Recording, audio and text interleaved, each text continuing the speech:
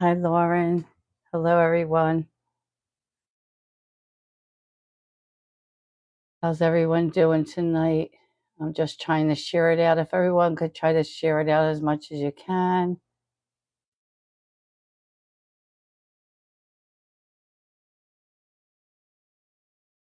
Hi, Darren. How are you? Welcome in. Welcome in. Crystal, how are you again? I was just over on the other app. I want to make sure I have all my phones on.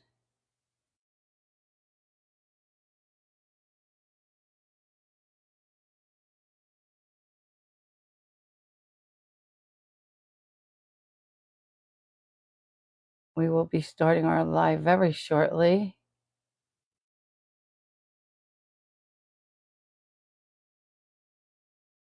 How's everyone doing tonight?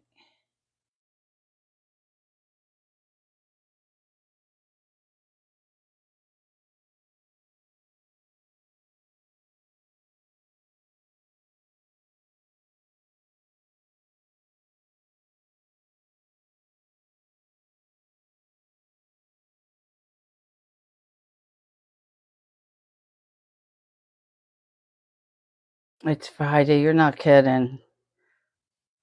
You're not kidding. It's been a long week.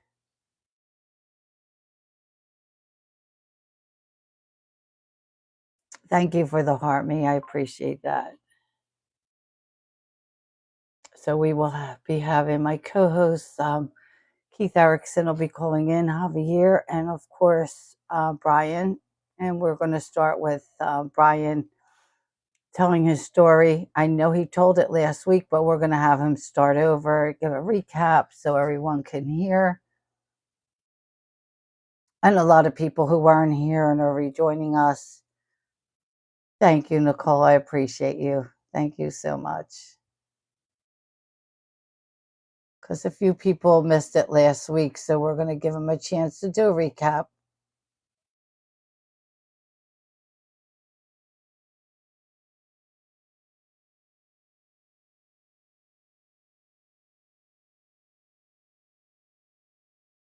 I'm just checking because we have 3 calls tonight. Thank you, Crystal.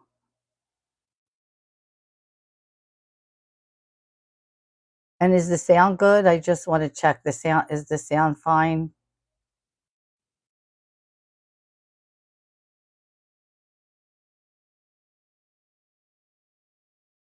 Okay, thanks, Nicole. Sounds good on your end. Okay. Thank you.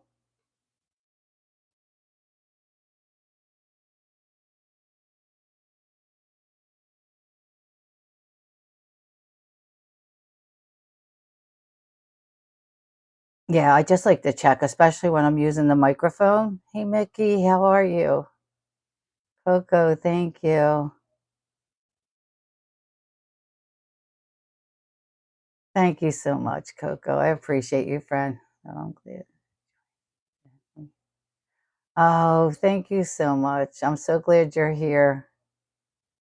I don't, so you are, I know because you have the username, but I know you're here for Brian. I don't remember your name because when you have the username, it doesn't tell me. I forget. Greta. Okay. That's right. I'm so glad you're here again. I appreciate you. I got a lot of work this weekend for Brian. I have a lot of emails to write, letters to do. I have a lot of, we got a lot of work to do. After I did the live last week, unfortunately, I wasn't feeling well. I did get the flu shot and I wasn't feeling good. So I have some addresses that were forwarded to me to help people like Brian who are incarcerated that shouldn't be there. He was wrongfully convicted, and I have some people I need to contact. So this weekend, Marge is going to be in full force working.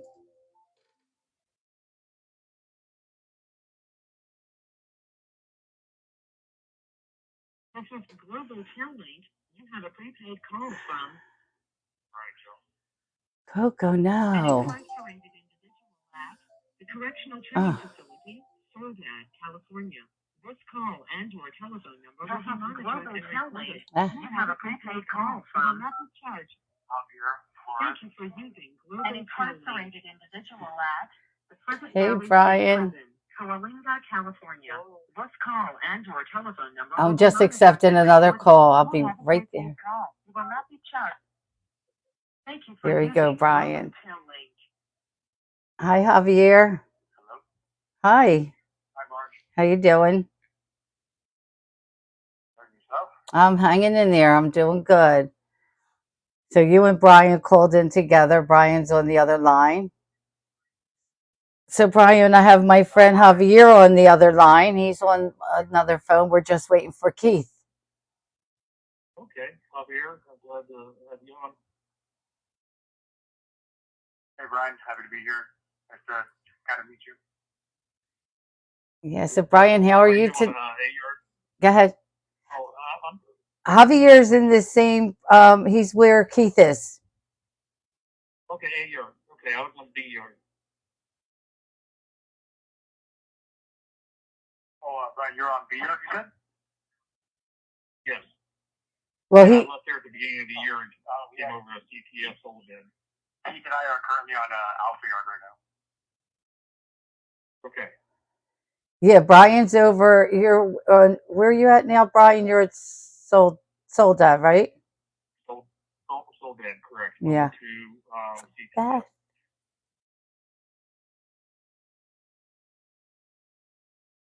Yeah, Javier, he's over at Soledad now. Yeah. Brian, we need you to adjust your mic. Okay. Because I have Beth, and Beth is gonna help me with that. Hi, Beth. Yeah, it's a little hard to hear. He needs to twist the cord. Okay. That's my tablet is much better. Much better. Okay. Okay. Fades in and out every now and then. If it does, just tell me twist it. Okay, Beth, good job. I didn't realize that. See, Beth knows what's going on. Thanks, Beth. Yeah, that sounds so much better. Yeah, we talked earlier about that today when I was talking to her live. She's like, hey, you keep fading out. Yeah. So I twisted the connection and it came in clearer. But I can't tell on my end how well I'm coming in. So if I fade out, you'll have to take the coming. Oh, okay. Yeah, that was better when you did that. Gotta love these tablets. Right? I know. There's been so much trouble with them. Even the night we did the live, Javier, when you were going in and out, I lost Javier for a little bit. I lost Keith. We lost Armando, but they came back. So it says Liz wants you to know that she's on and watching. She cannot comment because she is casting on TV. Okay, she's casting on TV. Okay. Hey, Liz. Well, yeah, I think she's watching on the TV. That's why she can't comment. Oh, okay, that's fine. That's fine. So we're just waiting for Keith. I better check. Let me make sure he's not. Let me see if he's having any trouble. He might message me. We got a message, I think. Is he having any trouble calling? No, he didn't say. Usually he'll let me know if he can't get through, but I don't have any messages from him. So it's just about that time. He should be calling in. Please let Brian know that his big sister is here. All right, Gina. Hello. Your big sis is here. And Greta's here. I know that. Greta. So, yeah, we're just waiting for Keith. He shouldn't be too far behind. He should call. He should call in soon.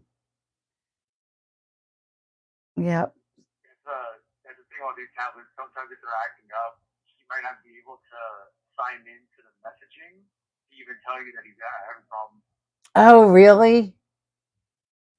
Okay. Yeah, because you have to sign in and out of like individual applications. So to sign into the phone application, you sign in, but if you want to go message somebody, you have to sign out completely. You sign back in and then select a message.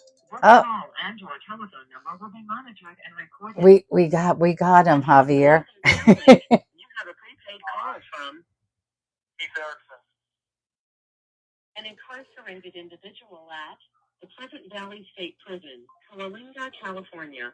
This call and your telephone number will be monitored and recorded. You have a prepaid call. You will not be charged for this call. To accept this call, thank you for using Global Tel Link.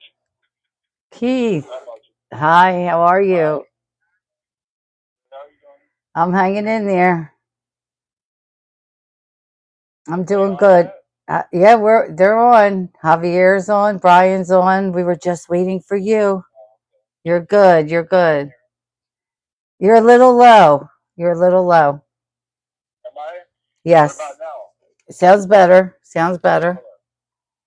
So yes, I have Brian's with me and Javier's with me.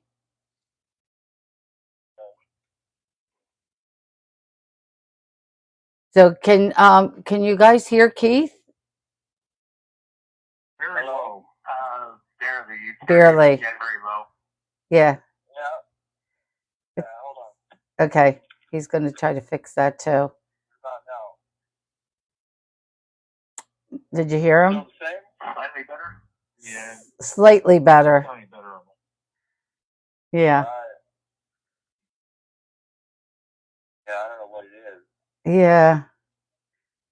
But we'll get through it. Can you guys hear Keith on in the chat?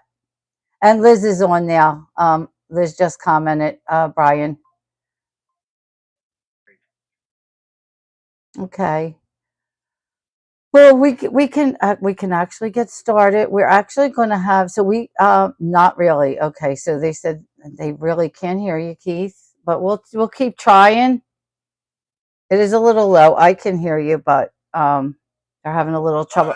And I do have my mic hooked up, and I have you. Let me put you a little bit closer to me. I have all the phones like right here. Okay. Yeah, I got the mic right up to my face too. So. Right. Okay. Well, everyone knows we have Brian back with us again tonight. We also have Javier joining us. Javier joined us a couple weeks ago. That's much louder. Okay. All right. Thank you, Megan. And of course, my co-host Keith Erickson is with us. We missed you, Keith. I'm used to having you with me all the time. But I know. But we are going to start with having Brian tell us his story again. I know a lot of people were here for Brian's story last week, and we're just going to have him give us a recap about what happened. And I know I see a lot of the same people, but it's fine. And Brian, they don't care. They want to, they want to hear it again. So we'll just do a recap of that night and what happened, a little bit of your story, your background to start, and then we'll get into that, Okay. Well, the story. And remember, you got to twist that wire too, because you go out too. It went a little low. Hear me now? I can hear you now. Okay. Well, as everybody knows from who was on last week, this is a very long, complicated, and unique story. It's hard for me to tell it. I went over 30 years without talking about it. Not wanting anybody to know because of the trauma, the shame, the embarrassment, and so I just dealt with it and held it in really close to my chest and suppressed it. But I grew up in Trotwood, Ohio, a small town, and it was not an easy childhood for being a teenager in a household. My dad was a very typical father, very. It was just a tough childhood altogether. So at 18 years old, I joined the military when my dad was at work. I drove my car down there, joined, and didn't tell my mom and dad I was going to do it until after I'd already done it because I wanted to get away and escape, and I didn't want to be talked out of it. Surprisingly, though, they weren't upset. I thought they would be. But I wanted to see the world. I wanted to get out of small town Ohio, and I wanted to meet people and learn a trade, and so I wanted to become a Navy deep sea diver. And this call and your telephone number will be monitored and recorded. So after going to the boot camp in 1989, December of '89, I graduated, and I went to A school in Philadelphia for a couple months where I learned how to weld and become a firefighter. You had to have a secondary trade back then. You couldn't become a Navy diver. You had to have a backup skill set. So I arrived in San Diego in May of 1990. I had just turned 19 and had never been away from home before other than boot camp in Philadelphia for a couple months. Never been to the ocean. Never been on my own before. And when I got dropped off the airport in May of 1990, I told the cab driver I needed to go to Naval Base to check in. I had my sea bag with me with all my clothes and my orders to report. And the taxi cab driver took me to 32nd Street. And if anybody knows anything about San Diego Naval Base and Coronado Amphibious Base, it's a very big, kind of overwhelming place to go and try to check in and navigate your way around. So he dropped me off at 32nd Street by mistake. It was probably my mistake as much as his. I didn't tell him I needed to go to Coronado Amphibious Base where dive school was being held. And when I got through the counter, the people told me I was at the wrong place and that I needed to go to the other place. And a guy was sitting there in uniform. He was an E5. You know, we learned about that in boot camp, you know, about rank and structure. And so he introduced himself and said he had a car and he knew how to get to Coronado Amphibious Base. Instead of getting a cab, he would drive me over there. Save me the money and the headache. And of course, I was grateful and also very trusting because he was an E5 and in uniform. I figured, well, I'm in the military. Well, I didn't see anything wrong, and my guard didn't go up. He drives me over there. He's a real nice guy. He's very friendly. Drops me off, and he says, "Hey, I know you're new to San Diego. This call and your telephone number will be monitored and recorded." He said, "So if you want, call me. I'll pick you up, and I'll show you around San Diego." Well, of course, not knowing anybody there, and I was kind of enamored by an E5. Older petty officer, even showing an interest in me, and also the fact that he had a car, and I was excited to be on my own and see things for the first time. It's something I've always wanted to do, see the world and explore, and I was excited to do so. So we hung out a couple times, twice, and everything seemed fine. Again, at 19 years old, I didn't see any red flags because first of all, I was too naive to realize or to think, why is an E5, 31-year-old man wanting to hang out with a 19-year-old E1? At the time, I thought, well, you know, hey, he's buying me beer, he's being friendly, he's got a car. I thought it was a good thing. Well, we went to the beach one day, and I'd never been to the ocean, and being a Navy diver, that was my first time ever getting in the ocean. So I was excited to go to the beach and be able to swim in the Pacific Ocean, and kind of get my feet wet in the salt water for the very first time. And the third time was actually the time that everything happened. You have 60 seconds remaining. Wrong, and I'm going to run out of time, so they're going to make me call back. So I'll call back and I can do more detail. Like I said, we only hung out. You have 60 seconds remaining. Thank you. When all this happened. And I'd only been in San Diego, I think, maybe 3 weeks, not very long at all. So I had just arrived, just met this guy, and like I said, I didn't know him very well, other than the fact that, like I said, he was being nice to me. And back on it, well, most predators are nice to people. They try to manipulate and and paint a false picture of himself.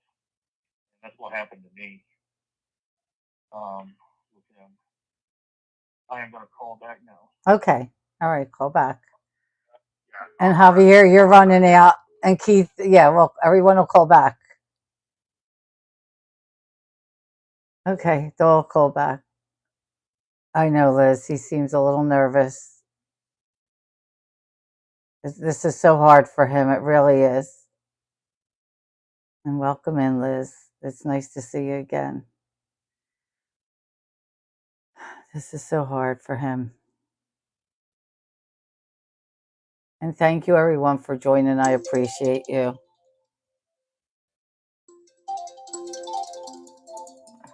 This is Global Tel-Link.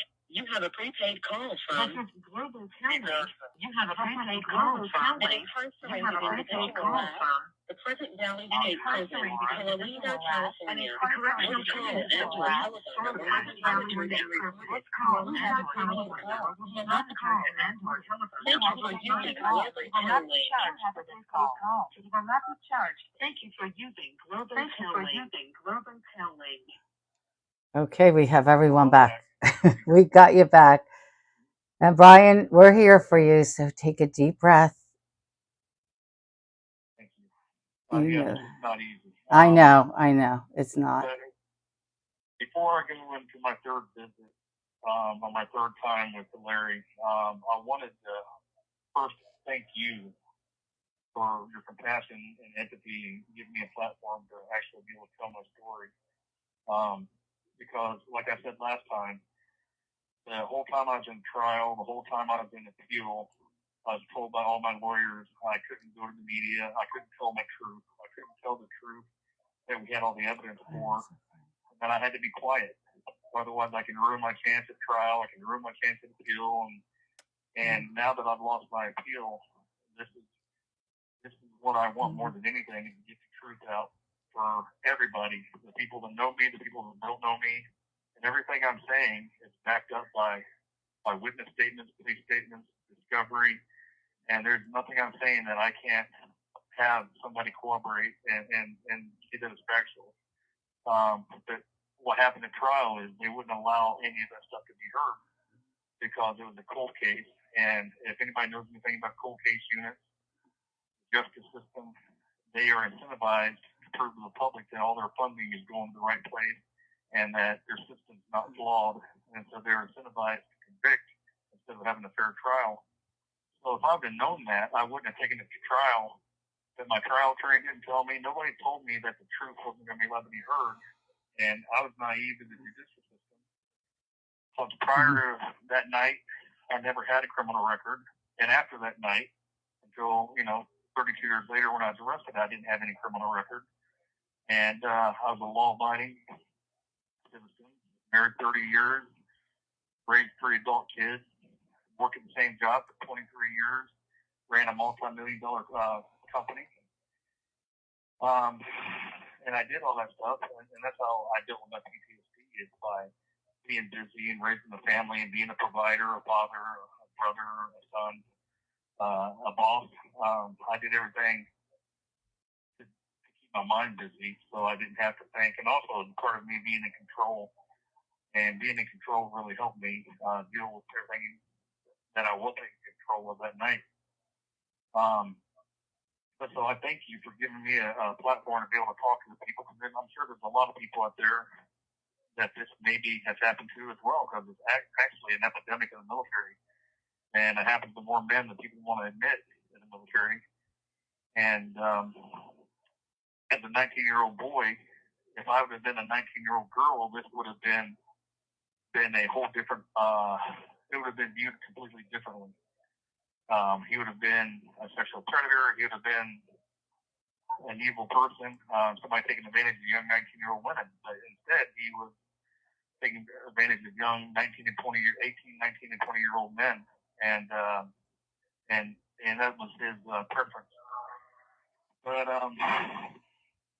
I do have so much remorse for what happened that night. The remorse in the fact that I did not want this to happen. I did not ask for this to happen. And the fact that I have a lot of empathy and compassion for people anyway, and I know he's somebody else's son, somebody else's brother, somebody else's. He was a human being. He was somebody. Even though he was leading a bad life and he was not a good person, there were people that still loved him. And I'm sorry for how things happened. That's exactly not what I wanted to happen. I never want to hurt somebody. I never wanted to take somebody's life, but I was defending my own life, and it's haunted me for the last, now 35 years. It's haunted me. But I have replayed it many times in my mind, and I just don't know how I could have done anything differently. Other than I was 19 years old, I was immature, naive, and I was drinking as a 19-year-old kid, thinking I was on my own for the first time, that I was an adult for the first time, and I was a 19-year-old kid. I shouldn't have been drinking. I shouldn't have been letting my guard down. I shouldn't have been getting intoxicated. Because if I wouldn't have, I wouldn't let my guard down, and this wouldn't have happened. But I'm also smart enough to realize at 54 years old that even if I got drunk, it didn't give him the right to do what he did. But I'm just saying that because I let my guard down by getting intoxicated, things would have been different because I would have been awake and aware and in control. So, going back to the third night, if anybody knows anything about San Diego and the military, you can drink at 18 years old, on base but not off base. So him buying the alcohol off base was completely illegal. But it was also one of the tools he used to incapacitate people, let their guard down, and to have his way. After we've learned more about some of his other victims. I was on the base drinking alcohol at the on-base bar by the main gate. I can't remember back in 1990 how many beers I'd had, but I was feeling pretty good. And he came to pick me up because he wanted to show me his new apartment. He got a new apartment because I didn't know this at the time, but he'd been kicked out of his old apartment by the landlord for bringing home a lot of homeless people, a lot of vagrants, and getting beat up and having his car stolen twice in a month by the people that he was bringing home. So he was getting riskier and riskier. Even his sister said that he was getting riskier and bolder in the things he was doing, that he needed to stop taking advantage of people because they weren't going to like it. But the jury never got to hear that either because the sisters never wanted anything to do with the trial. They actually told my investigator they wanted nothing to do with the trial. This call and your telephone number will be monitored and recorded. That's kind of telling in itself why his own sisters wouldn't want anything to do with their brother's trial, but they knew he was leading a bad lifestyle. But yeah, he picked me up, and this call and your telephone number will be monitored and recorded. He took me back to his apartment, and he gave me a little tour of just a studio. You can see every room and your telephone number will be monitored and recorded by just standing in the center of the living room. And he said, "Hey, let's go get some beer." And of course, at 19 years old, I was like, "Heck yeah, let's go get some more beer." And we walked back behind his apartment was a Bond's grocery store. We went in there and he let me pick out whatever beer I wanted. And we picked out the beer and walked back across the parking lot to his apartment. And we sat in there and drank beer for an hour or two. I'm going to guess maybe 2 hours. I can't really recall. It's been so long. In fact, I suppressed a lot of memories, and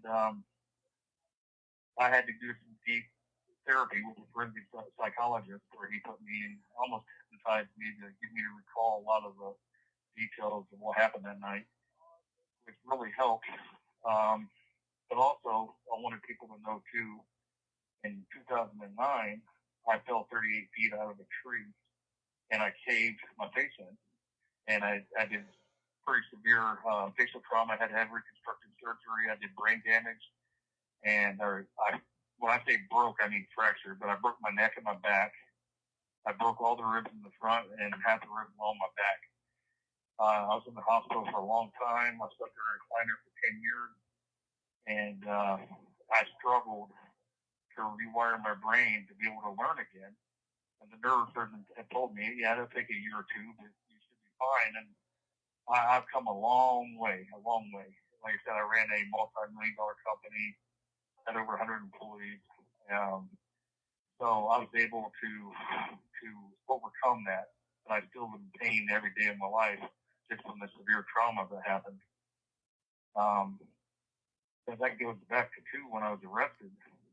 The Miranda rights and everything that were violated. I had warrant violations that I'm looking into because even the Knoxville police said that the warrant from San Diego was all messed up, but they used the F word on video. I have the body cam that we're looking into. They said the warrant was all effed up. So we're looking in to see how it was effed up. We have some ideas.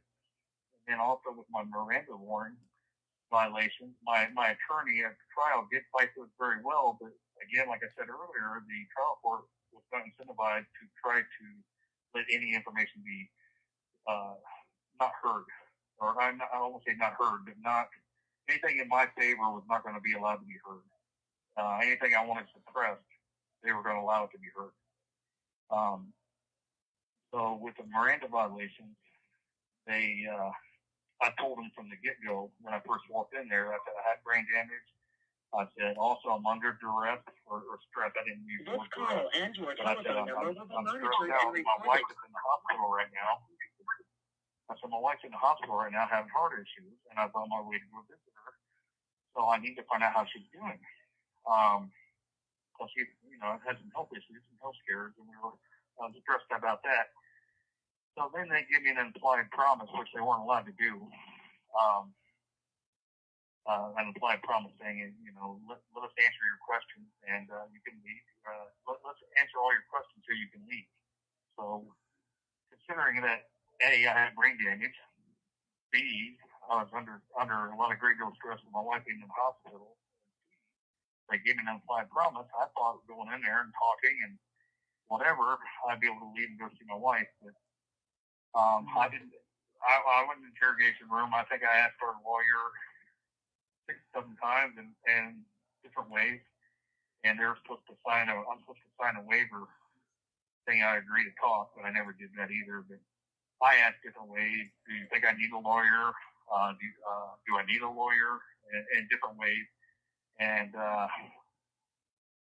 by law, that was supposed to be enough to trigger a waiver for me to have to sign it, and that never did happen. So looking back at a lot of things that happened in the very beginning, before it even went to trial, there's a lot of mistakes made from the warrant and the Miranda rights. But then I went to San Diego County. They extradited me to San Diego for the cold case. And everybody kept telling me, you're not going to get out on bond. You're not going to be able to go back to Tennessee. And then if you do get out on bond, you're going to be an ankle monitor, have to stay in California. It's going to be $3 million minimum. And even my trial attorney told me this. And so I was already resigned to the fact that I'm not leaving California. And if I do get out, I'm going to have to stay in jail because I can't afford to wander around San Diego without a house or a car, nothing to eat. But I went to the bond hearing, and Judge Haggerty, who's now retired, great judge, fair judge, he read all 40 character letters that I had submitted from friends and family. And she read every single one of them according to my... This call and your telephone number will be monitored and recorded. My trial attorney asked for $500,000 instead of $2 or $3 million that the DA was asking for. And the judge granted the $500,000 bond, which surprised even me. I think it even surprised my lawyer. But she granted it, and the DA, I could tell, was visibly upset. And I think that's why she was so vindictive throughout the trial as well. Well, she didn't want me getting out on bond. But she asked for like $2 or $3 million, and like I said, I got out for $500. And then she said, well, we need to put him in an ankle monitor and leave him in California. And she said, no, he's not going to be an ankle monitor. And she let me go back to Tennessee for that year and a half. I was out fighting my trial. And the judge said, Brian, I read all his letters. If he says he's going to be here, he's a man of his word. This is all in transcripts. And he's a man of his word. If he said he's going to be here, he'll be here. He's not a flight risk. And I wasn't. and I was being tried for capital murder at the time. They tried to get me for a hate crime, and that's the last thing. I don't hate anybody. I'm not homophobic. They tried to get me for a hate crime because the guy that attacked me was a gay man. This call and your telephone number will be monitored and recorded. You have 60 seconds remaining. You have 60 seconds remaining. My wife is Asian. They're half Asian. Relatives are gay. I have many gay relatives and friends. At the trial, that didn't even come out.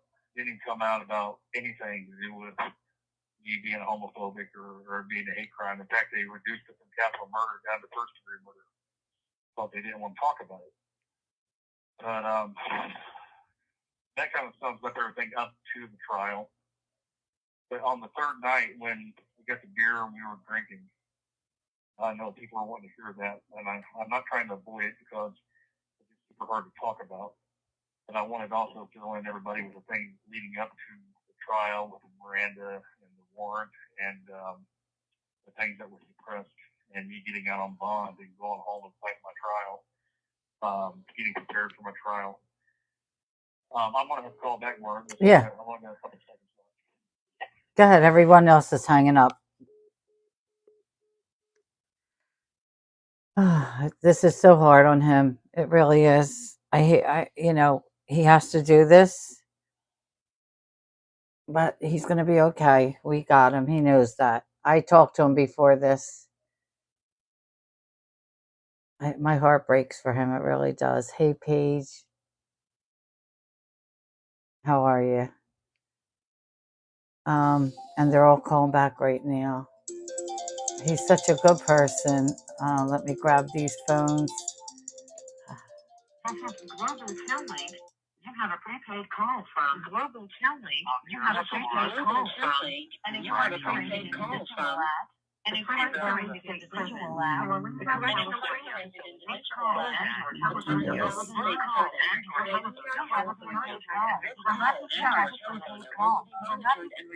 Thank you for using Global Telling. Thank you for using Global Telling. We have everyone back. You good, Brian? Okay, can you hear me? Keith? Yeah, one sec, Keith. Oh, you okay. Yeah, I got you back. You good? Okay. Yeah. Do you have any questions, Keith, right now, or should we just keep going for now? No. Yeah, if there's any questions from anybody, okay. Now be time. Yeah. I know it's very. I know. No, we're good. We're good. Javier, you good or? Oh, okay. All right. No, Brian. I wanted to also let the audience know, and everybody know on the phone call. I don't know if I talked about it last time, but when I was first arrested in 2022, I was scared out of my mind. Of course, I had a family. I had 3 adult kids. I had 2 boys and a girl. I was not truthful during my interrogation because I did not want to talk about what happened to me that night. So that is, according to the psychologist, normal behavior to not want to tell people all this stuff. In fact, when I went to trial, I will tell you that is one of the single hardest things I've ever done in my life is to get in front of a hostile VA judge, a bunch of jury members I didn't know, the media pointing cameras at me and writing things down, my family, my wife, just everybody sitting there, and me having to relive the hardest thing I've ever been through. To tell people that was difficult is quite the understatement. Take your time, Brian. Take your time, Brian. I'm sorry.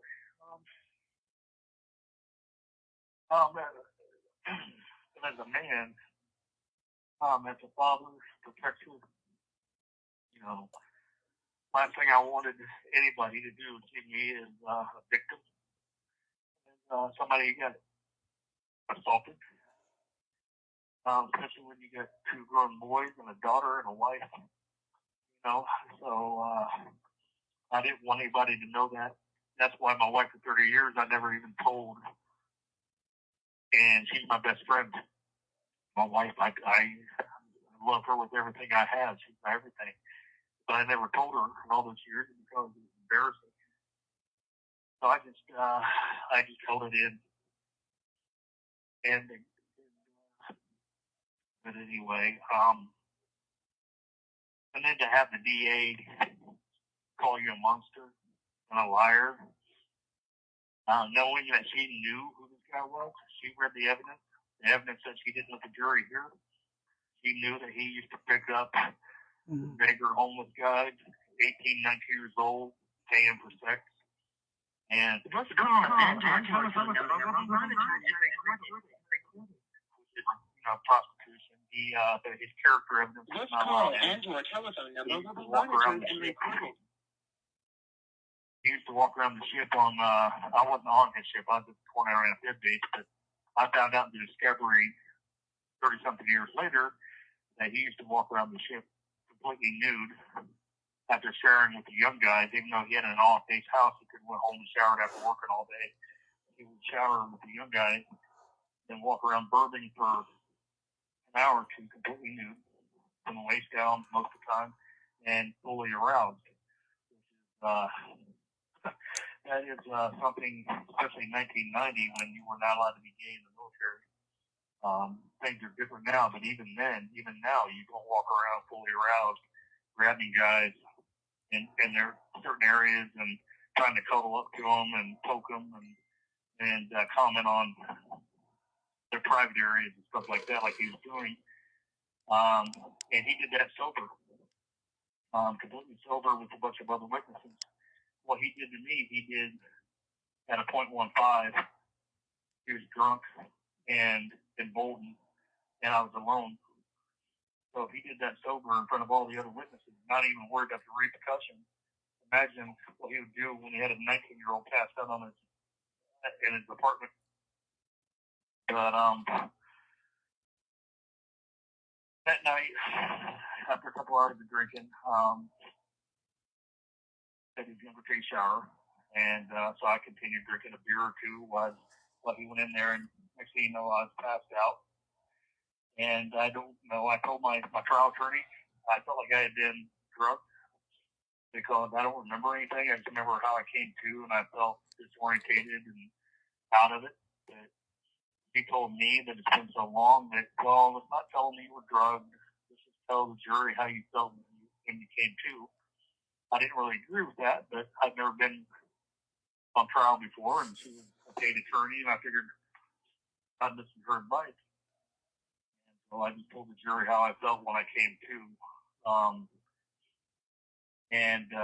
So when I did come to, I felt pressure on my legs, and like somebody was leaning on my legs with their hand or their elbows, and I didn't know right away what was going on. I was confused, disorientated. And then once I realized he was sexually assaulting me, I started kicking him off. And I'm sure I used a few F words and whatever else, but I was kicking him off and trying to get him off. I mean, he kept pushing me back down, telling me not to get up. I don't think he planned on me waking up. I think it shocked him or maybe surprised him. But like I said, he kept pushing me down. And when I finally got to my feet, he tackled me onto the floor.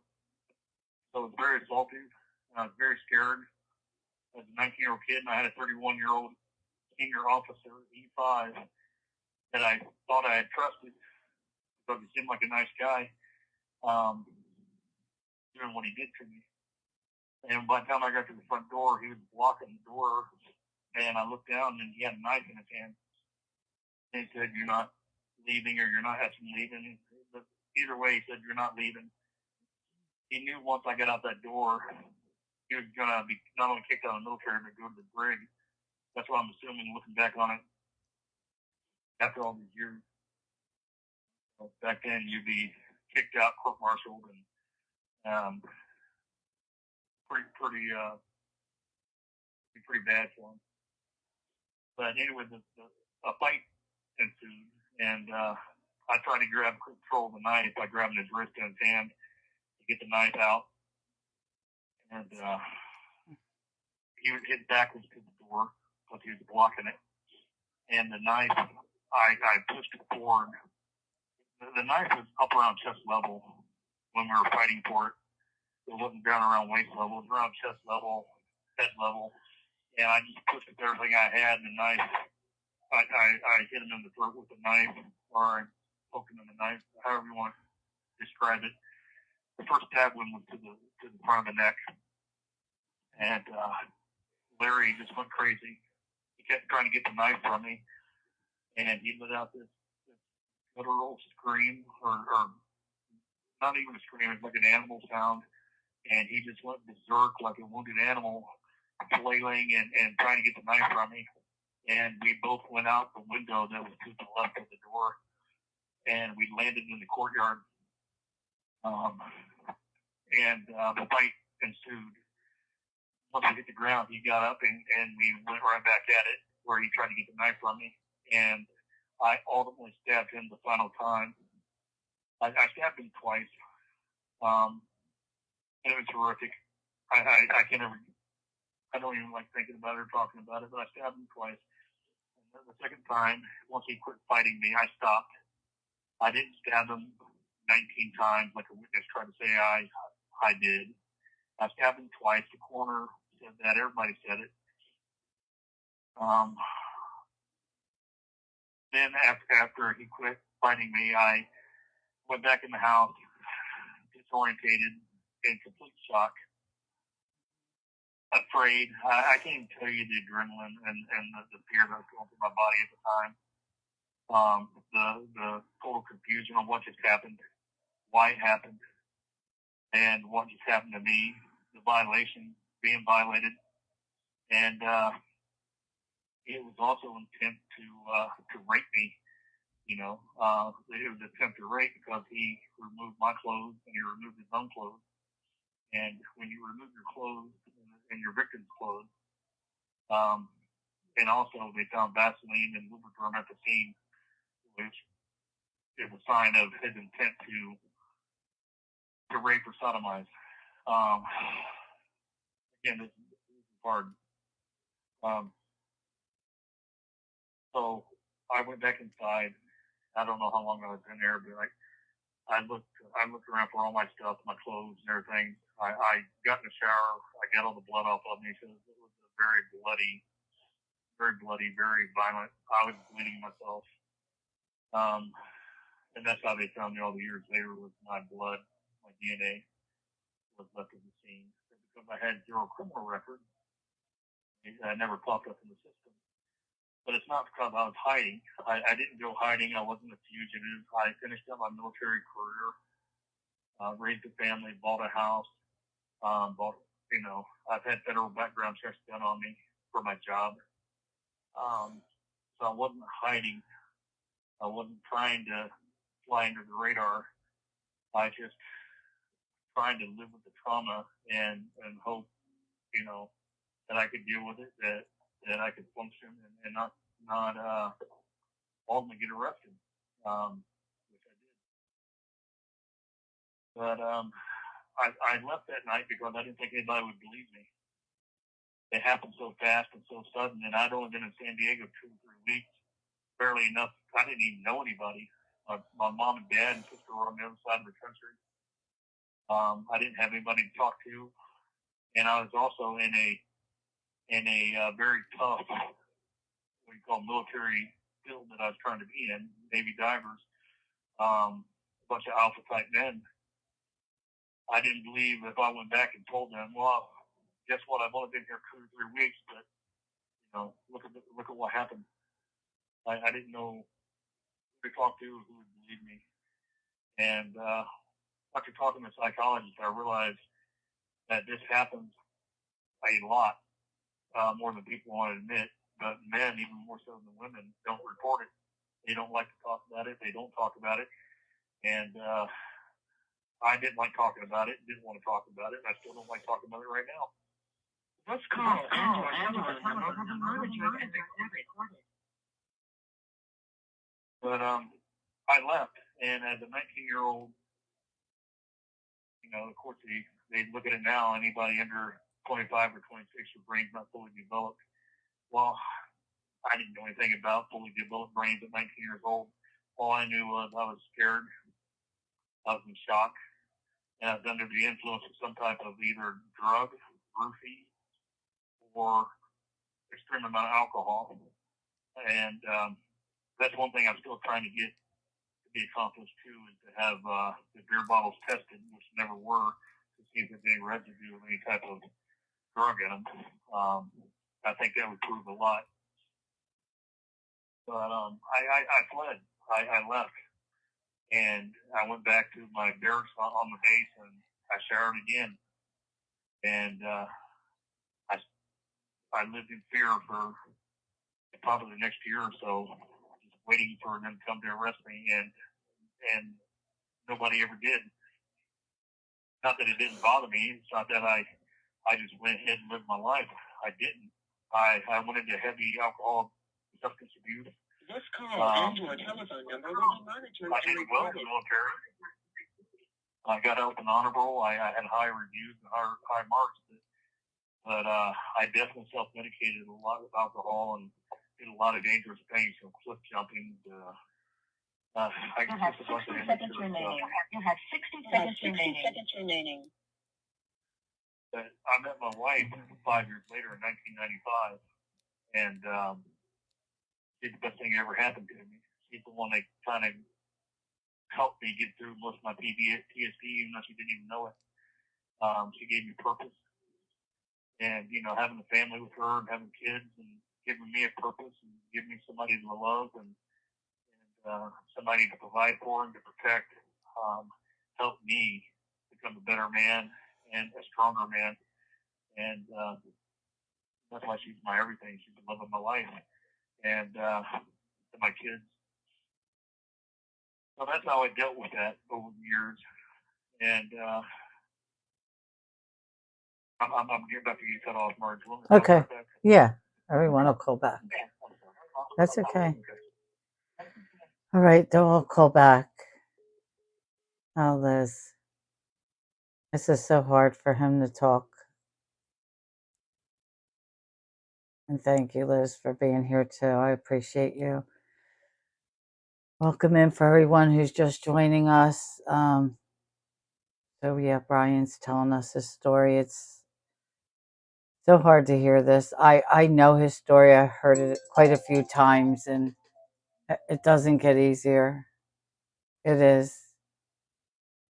Crystal, it's so heartbreaking. I mean, I talk to Brian all the time, and An incarcerated individual at this is Global Telling. You have a prepaid call from an incarcerated individual at the Pleasant Valley State Prison, Kalalunda, California. This call and your telephone number will be monitored and recorded. You have a prepaid call. You will not be charged for this call. To accept this call, say or dial 5. Thank you for using Global Tel Link. hey, Keith. So we have, we have Keith and Javier. We're just waiting for Brian. So, but how's everything, Keith? Okay? Yeah, that's good. Yeah, busy with the dogs. That's a pretty powerful story. I know. It really is. And Brian's also in the, I told you, the dog program. That's how I met him, through Angel. Through Angel. Yeah, it is. It really is a powerful story. He has his wife's in the chat, his sisters, his family and friends. He has so much support. You won't believe what, I'm reading. He has so many family and friends who are here. They were here last week. They're here tonight. They're in contact with me. Brian, I'm just talking to Keith. I'm right here. So many family and friends who are amazing, that are in the chat, and they're in contact with me. I speak to his wife, his sister Beth. I speak to her a lot. The private investigator, Mark, is amazing. God, I talk to Mark like every other day. The first time I reached out to the private investigator, he didn't take my call the first time, like he was probably busy. And I said, I said to Lauren, I said, oh, this private investigator is probably thinking, who's this crazy TikToker? I'm not calling her back. And you know what? He called me back, and I mean it. 2 hour phone call we had, and we talk every other day. I talked to him yesterday. Like, Mark is so amazing. He really is. And he loves, yeah. He was there every day, right? Yes. At your, Well, yeah. that's why I was telling you, people went on the call last week. That Mark talked for a good hour, and it was good having somebody that didn't know me from Adam investigate this case on his own and uncover all the things he uncovered. And he was able to tell people the truth about this guy and who he is and who I am, and everything that he said and I've said is able to be corroborated 100%. That's all this discovery that we weren't allowed to talk about during the trial. But now that they pretty much taken me and my wife and my family and lied and did everything they could to make sure they got a conviction instead of a fair trial, I want the truth to be known about how crooked the judicial system is and how people like me, and I know I'm not the only one, are in prison that never got a fair trial. And I'm not saying woe is me. I did what I did that night, trying to fight for my life to survive, not to get killed. I was in fear of my life, and according to the judicial system, you have the right to defend yourself if you're being attempted rape on your persons and physically being assaulted, like I was being assaulted. People don't realize it, but it wasn't brought up in trial, which again, I think it should have been. I was kidnapped. When he said I couldn't leave and he locked that door, at that point, again, I didn't know anything about the law and different terms and all that until I got into jail and started actually studying all the things that did go wrong. And that's one thing I'm kind of flabbergasted about, too, that kidnapping wasn't brought up at that point. This call and your telephone number will be monitored and recorded. Sexual assault of an unconscious person, attempted rape. I mean, there's just so many things. Providing alcohol to a minor in order to facilitate what he did, because apparently he did that to a lot of his beggars he picked up. He bought him alcohol, gave him drug money, bought him food, clothes, took him back to his apartment, bathed him, and did massages on him, and all kinds of stuff.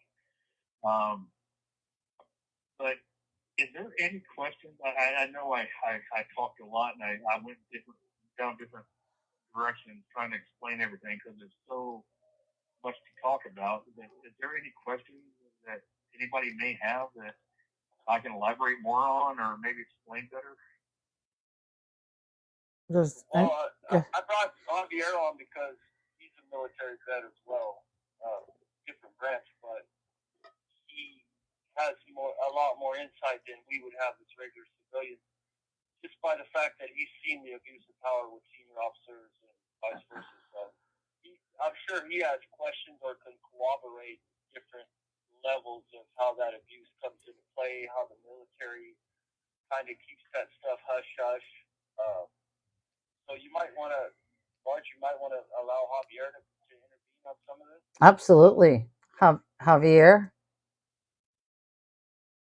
Hey, Brian, first and foremost, man, I want to thank you for having the courage to speak your story, and I want to thank you for kind of stepping up because, unfortunately, these kind of things do happen in our military. And the fact that you had the courage and strength to take your story on this platform is incredible. And it's an inspiration to all service members out there. And from one service member to another, I want to say that you're not alone, brother. Maybe different branches, I'm Army, but I can only imagine how hard it was for you to speak your story on here. Just know that I got you. Those are words that are ingrained in us since booth and basic. But just know that in anything, I got you. All right? This call and your telephone number will be monitored and recorded. And I truly appreciate it. Keith and I were speaking on this whole... just hearing this... We're speaking on the whole abuse of leadership. Go ahead. No, go ahead, Javier. Yeah, we were speaking about this whole like use and abuse of like power and leadership, and even in my 3.5 years of active duty, like I saw it in the military as well. I saw it in the army, and it's disgusting because a position of rank or high rank gives a person a false sense of power, and a lot of times This call and your telephone number will be monitored and recorded. Like one instance I could see on personally is that when I enlisted, I was 18 years old, fresh out of high school. When I got to my duty station, I was stationed in Fort Myers, Virginia, in D.C. And, I got there, same thing as you. I was in a whole new place on the other side of the country. I'd never been beyond California before in my life. So now I'm on the exact opposite side of the country. I'm all by myself, living on my own. And I just wanted to make the most out of my time in the Army. And unfortunately, I did get into some trouble with the MP, the military police. I got Article 15 for underage drinking. And when that came into play, and my squad leader was just kind of just written me a new one in a sense where I can't believe you did that, you're making us look bad, you're making me look bad. And I was treated like the scum of the year for getting an Article 15 and for underage drinking. But then again, I stayed there in that company. I stayed there, I did my extra duty, did my did my dues, and but then again, in that same company, I witnessed that a squad leader who's a non-commissioned officer get into some trouble about like abusing prescription medicine, and nothing happened then. This call and your telephone number will be monitored and recorded. He didn't get extra duty. He didn't get extra duty. There was nothing that happened to him. What they described it was more a teaching lesson for the rest of us. Because he talked to us on the squad level and said, I messed up, I did this, this, and this. And we had our platoon sergeant there saying, like, no, guys, you can learn from the squad leader here. He did this and this, and he's admitting to it. But then again, when I did the same thing, I got treated like I was scum of the earth for being a Joe, for being an E2 private. And the fact that this person was a non-commissioned officer and he was a sergeant, he had authority, he had power, essentially. He got essentially a slap on the wrist. Of course, there's some things behind closed doors that I can't see. But from everyone else, if you have rank, you have power. And we see that all the time. Anywhere from just basic training to your duty station. And when we talk about with Brian, it's kind of disgusting to see, like, whenever you see a sergeant, you even hear too that they were notorious for scoping out new arrivals on base.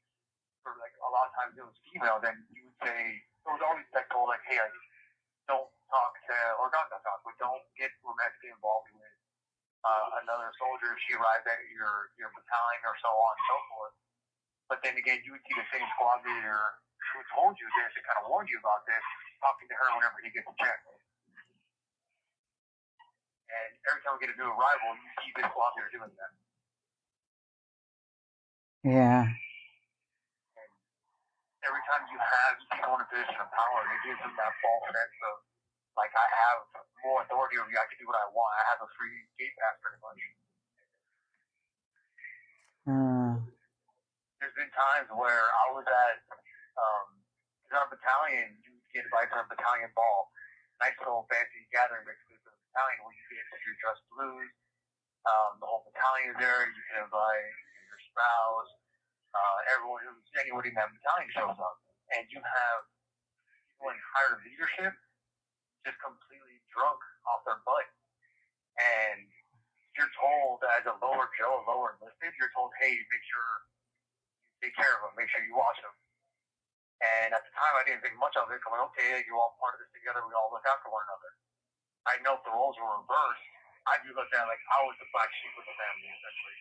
I was looked at like I was the one in the wrong. But now that someone in a higher rank who's making a fool out of himself, oh, it's fine. Just take care of him. Yeah, it's okay for them. Wow. Exactly. That double Yeah, absolutely.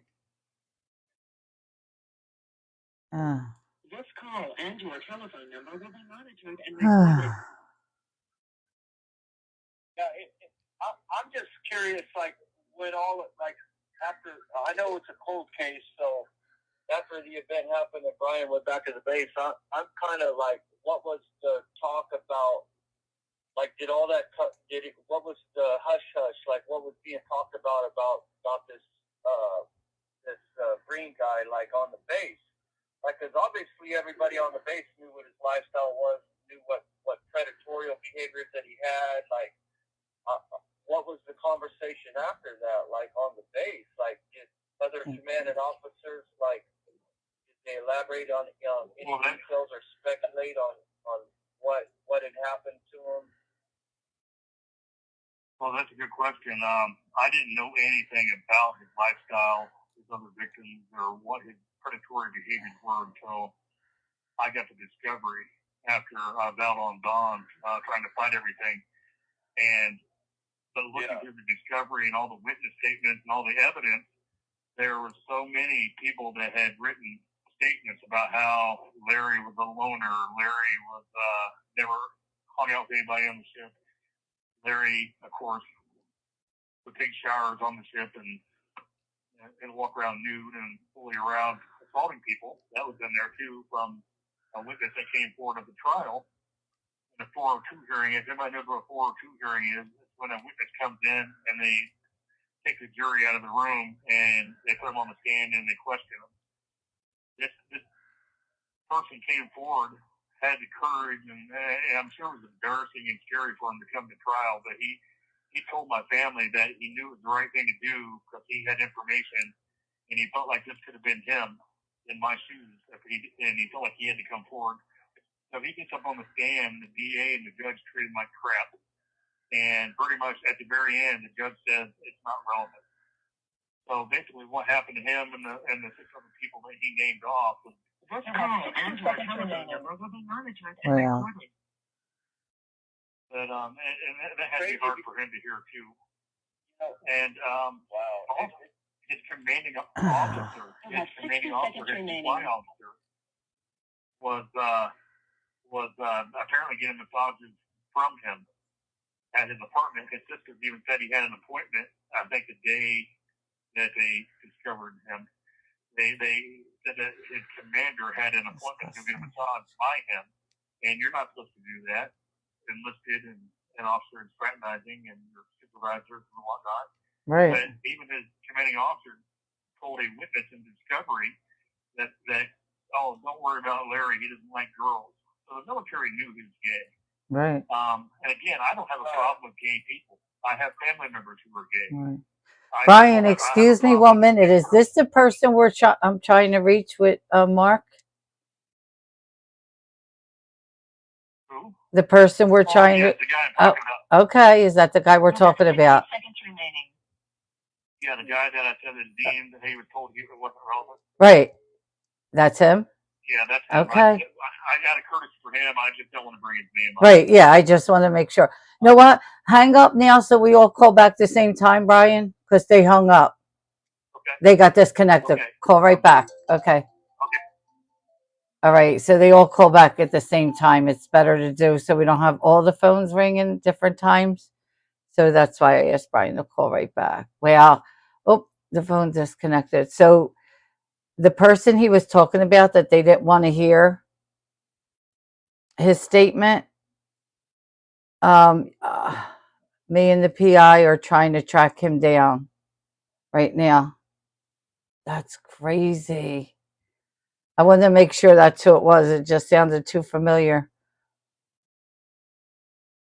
Wow.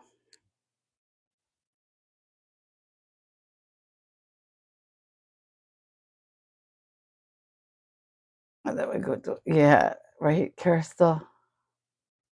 Oh, okay. I wanted to make sure. It sounded too familiar, and I just wanted to. I was like, is that who we're talking about? So yeah, I'm working with Mark on that actually. I was actually on the phone with Mark yesterday, so Mark's gonna call me back when he can reach him. Valley State Prison, Coalinga, Thank California. you. This call and your telephone number will be monitored and recorded. You have a prepaid call. You will not be charged for this call. An incarcerated individual at the Pleasant Valley State Prison, Coalinga, California. This call and your telephone number will be monitored. Do they still have switchboards? Thank you for using Global Tel Link. Here we go. We're just waiting for Brian, and we're good. Here we go. This is Global Tel Link. You have a prepaid call from Brian Koehl. an incarcerated individual at the Correctional Training Facility, Soledad, California. This call and your telephone number will be monitored and recorded. You have a prepaid call. You will not be charged for this call. To accept this call, thank you for using Global Tel Link. Here we go. Okay, Mark. Yeah, you're back.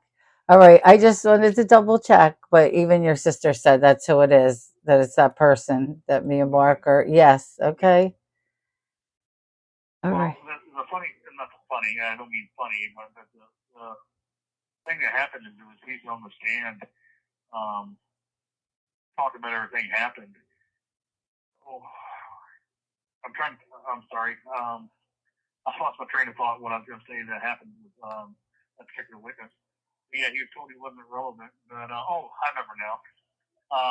The DA was treating him really coldly, and she even asked him, she's like, if you were so upset by what he was doing and, being sexually assaulted or whatever it may be, why didn't you report him?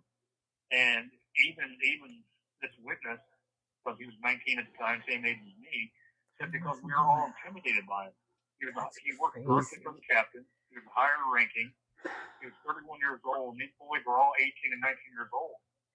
So for them, they were all intimidated. So he was using his power, rank, and position to do what he wanted on board that ship. And he got away with it. Well, Brian, do you remember when we were enlisted? We're E1 here. Do you remember exactly how you were saying? The DA's office says stuff like that because it's as if they're trying to say, why didn't you respond in this way or that way, when they know nothing about being a sexual victim.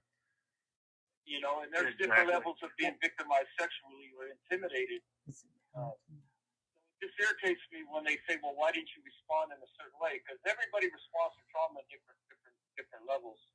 This call and your telephone number will be monitored and recorded. When I hear Ryan's story, Terry was 18, 19 years old. It took me 40-something years to talk about being molested by my stepfather. I was able to talk about the physical abuse and the fact that he almost killed me at the age of 11, but I didn't come out and tell my wife, who I've been in a relationship with almost 10 years, that I didn't tell her about the sexual abuse because the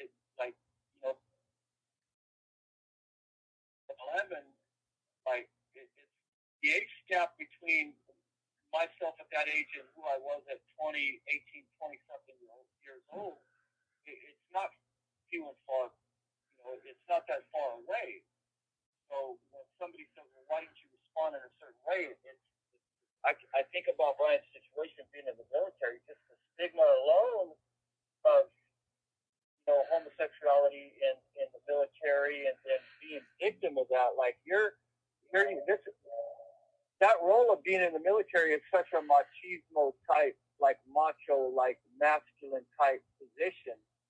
So to be looked upon or feared that you're going to look at a certain way for being weak or intimidated or somebody that's being preyed upon, that's especially by a senior officer where you have no say. This guy could determine whether or not you stay the rest of your life in the military or you get booted out. So it irritates me when here you have the district attorney's office who should be standing up also for a victim, because Mr. Green wasn't the only victim in this case. Brian was as well. Every victim that came in there that testified and talked about Green's predatorial advances and all this, they were victims too because they were exposed to that and they had no voice. they had no say in what the atmosphere that was created by Mr. Green. And the Navy overlooked that and allowed that to happen. So, like, where's the accountability?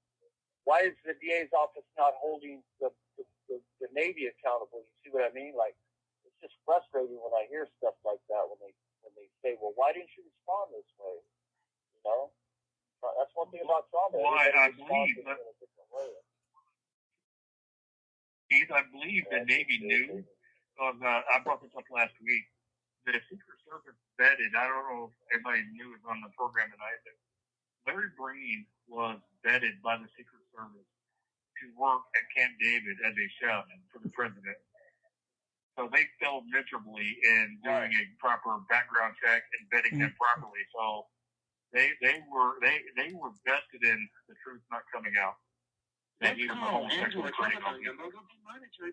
So I believe there could be some type of Secret Service or military cover-up because his commanding officer knew he was gay. His shipmates, a lot of them knew he was gay. The Secret Service found out after they approved him to work for the president he was gay. So I believe there's a lot of cover-up. Not only what I mentioned earlier, there's a lot of incentive for the cold case unit, for the DA's office, to take a cold case and not let it be won by the defendant. Because there's so much money wrapped up in the cold case in solving these crimes and convicting, even if the person's innocent or is self-defense, they're incentivized to show the public that the cold case unit is working. There's a whole article on it that my sister was able to print out for me that shows the funding that goes into this cold case unit and how they don't want any negative headlines saying that the judge or the DA or the cold case unit didn't convict their man. So that's why a lot of the trials tailored a certain way, not to give me any advantage or any way of proving my story or letting them know who he was as a person. But here's another prime example that I talked about last week also. We had a witness come forward for the prosecution that made a police statement in 1994, 4 years after this happened. She went to the police on her own, made a police statement saying that I woke up nude, tried to leave, Larry blocked the door with a knife. She said that in 94. I never knew she went to the police. I never knew she made a statement because she didn't have the exact location down. I think she put it was in San Francisco or Chicago or something. That's why they were never able to look into it. But before I even read the discovery, that's the same exact thing I told my attorney when I was sitting in San Diego jail after I first got arrested. I told her that I woke up being sexually assaulted. He blocked the door with a knife. And how did she know this in 1994? Because the DA kept saying throughout the whole trial that, oh, Brian's lying. He's making this up all of a sudden to get out of trouble. I didn't make this up. This is what even a witness said in 94 that I had no way of knowing made the same exact comment that I had. When she went to the police and sent a sworn police report. Right. And we have a copy of that as well. And also, 34 days later, after they closed up the investigation, 34 days later, they turned the chef knife in, and he was the chef. They turned the knife in 34 days later with no chain of custody, no paper trail. All the lead detective had the other second in charge detective turn it into the crime lab under my case. But they don't know where it came from. There's no paper trail, and it's a chef knife. And again, and then they said, well, we tested it for DNA. There's no DNA fingerprints. Well, you had it for 34 days. Nobody knows where it came from. You could have washed it and you could have cleaned it. And it's floating around the back of your trunk. You don't know where it came from. Right. But you're going to tell the jury. That's not the murder weapon. That's not the. Oh, we all knew you threw it away. We knew you hid it. So she's telling the jury this stuff, even though they mishandled evidence. Yeah. And so stuff like that blows me away with what they're allowed to. And she told the jury over and over, even though the lead detective said on stand that there was no evidence of telephone number monitored and recorded. She said, the lead detective said, I didn't wipe anything down. There's no proof of any type of cleanup. that the whole trial, This call and your telephone number will be monitored and recorded.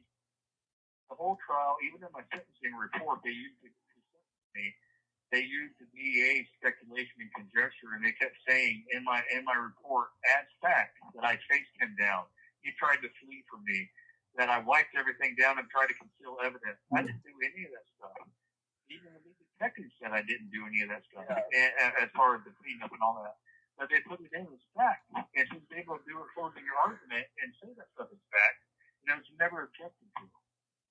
But she kept saying, "Oh yeah, he cleaned up. I'm a monster. He cleaned up the evidence. I chased him down. There was never a sexual assault. There's never a need for self-defense." All the while, she knew what this guy was all about.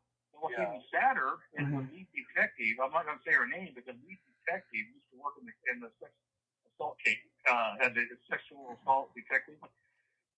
She now works in the cold case. She knows this guy's a predator. She knew all about his lifestyle because she read the evidence. And she sat through the whole trial beside the DA and never once felt bad about his lifestyle and his other victims not being brought up. So, again, it's a multi-billion-dollar corrupt system, and they're incentivized for the truth not to be heard. And not only was I victimized at 19, I was victimized again in 2023 when I went to trial, and now my family's being victimized, and that's like I said last week, that's the hardest part for me. The guilt I have knowing my wife and kids and my sisters are all suffering for me, and they weren't with me that night. My wife didn't even know me in 1990. My kids weren't even born yet, because they're paying the price. And that's what's hard for me, knowing that they're out there suffering right now while I'm sitting here in a California jail begging for somebody to let the truth be heard. Yeah. And Keith, I have so his family, they've been so great. I actually have the body cam footage of the detective saying, and it actually says, "We effed up this warrant. We really effed up this warrant." I have this, and I played it over and over, and I'm like, "Are you kidding me?" And guess what? The warrant is sealed. It's sealed. The day after I requested they sealed the warrant, and they didn't want anybody to look at it because they know they effed it up. It's sealed right now. A copy of it.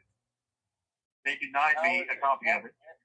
So it could never be challenged? So it's sealed right now, and so I've been working with Mark, the PI, and Brian, or the attorney, or actually Liz, his wife. So his wife did reach out to the attorney, because Liz has power of attorney to get the warrant, to get a copy of it. So now we're just waiting for, I think, what did they say? Is it 4 to 8 weeks? Or is it 2 to 8 weeks? And even then, they don't have to. I guess technically there's some loopholes. They don't have to.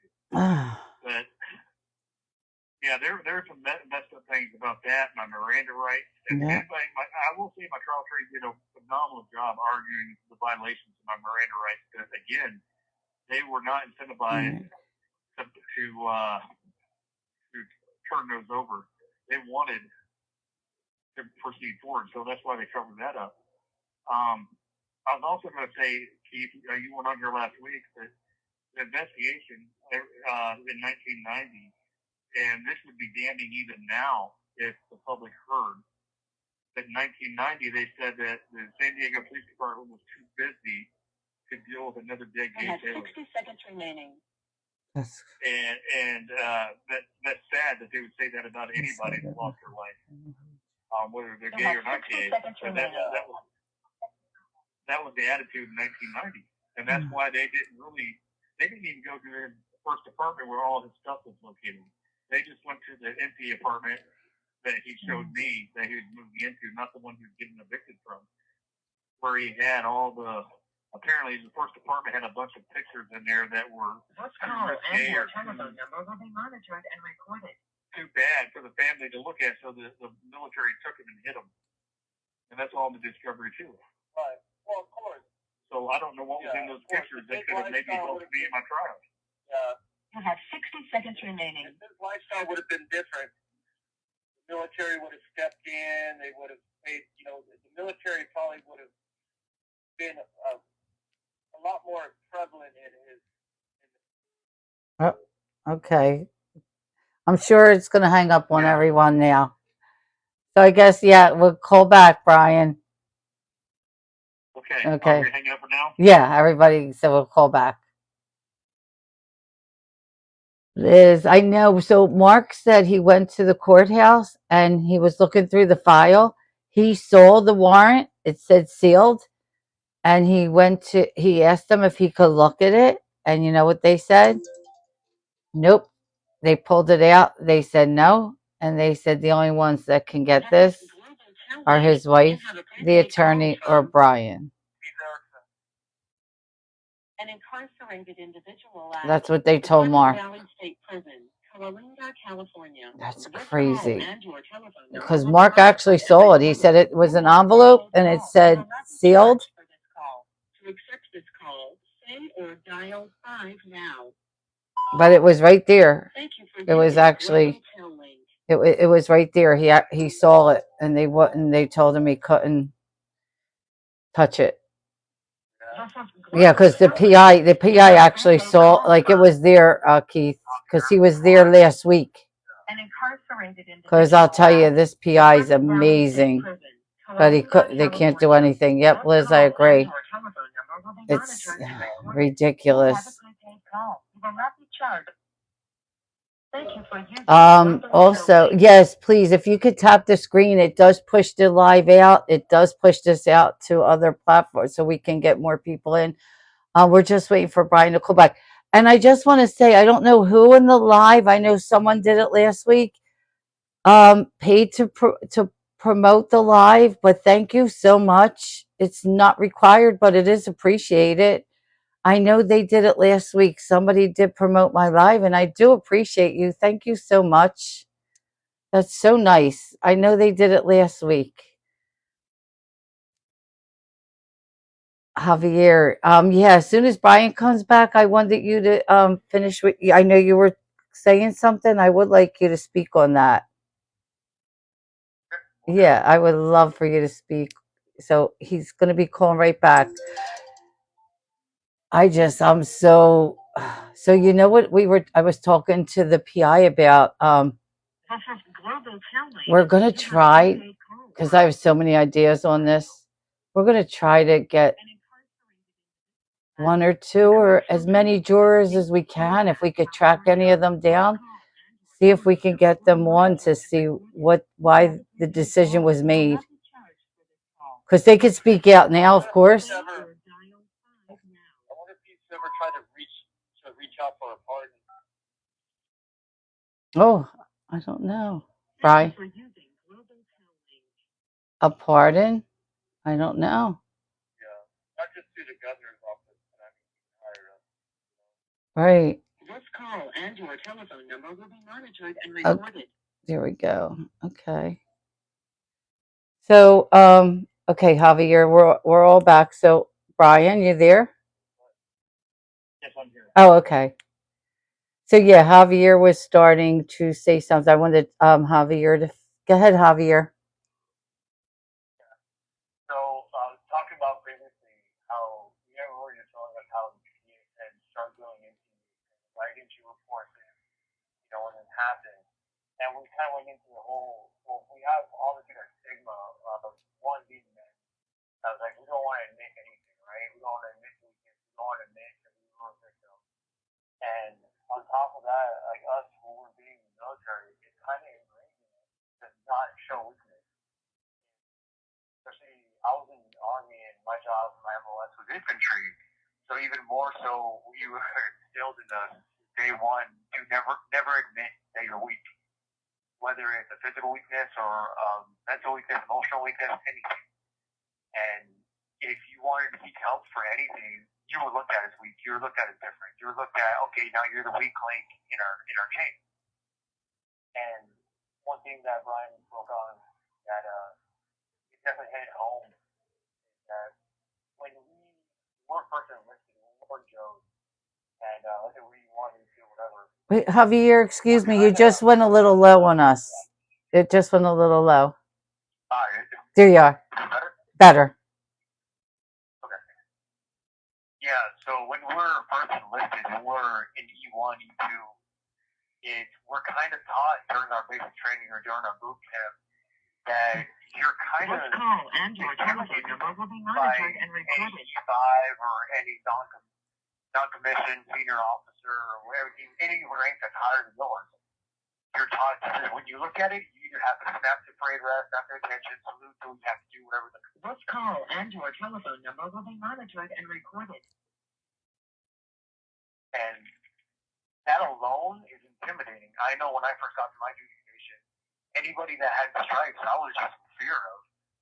And when I first landed, I had to report to my regiment to go first sign in as my orders were talking or telling me. And then I remember the person who was at the desk on CQ duty, who's basically in charge of like incoming arrivals or anything like that, he was a corporal. And a corporal already has a non-commissioned status, non-commissioned officer status. So just seeing stripes on someone's uniform was enough to get me kind of nervous.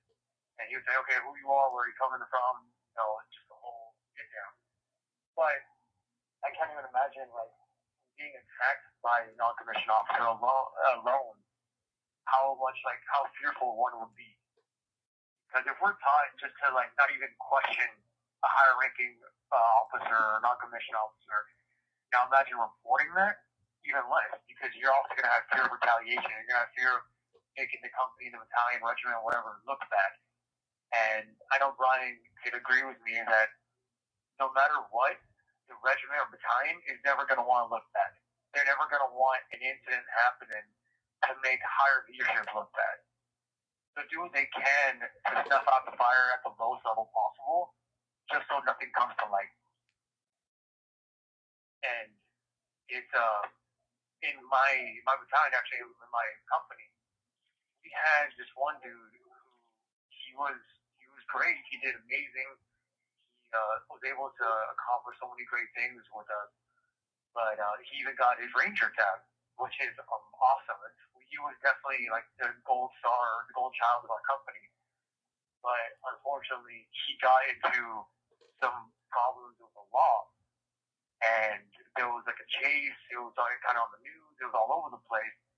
And you would think this guy would get some consequences.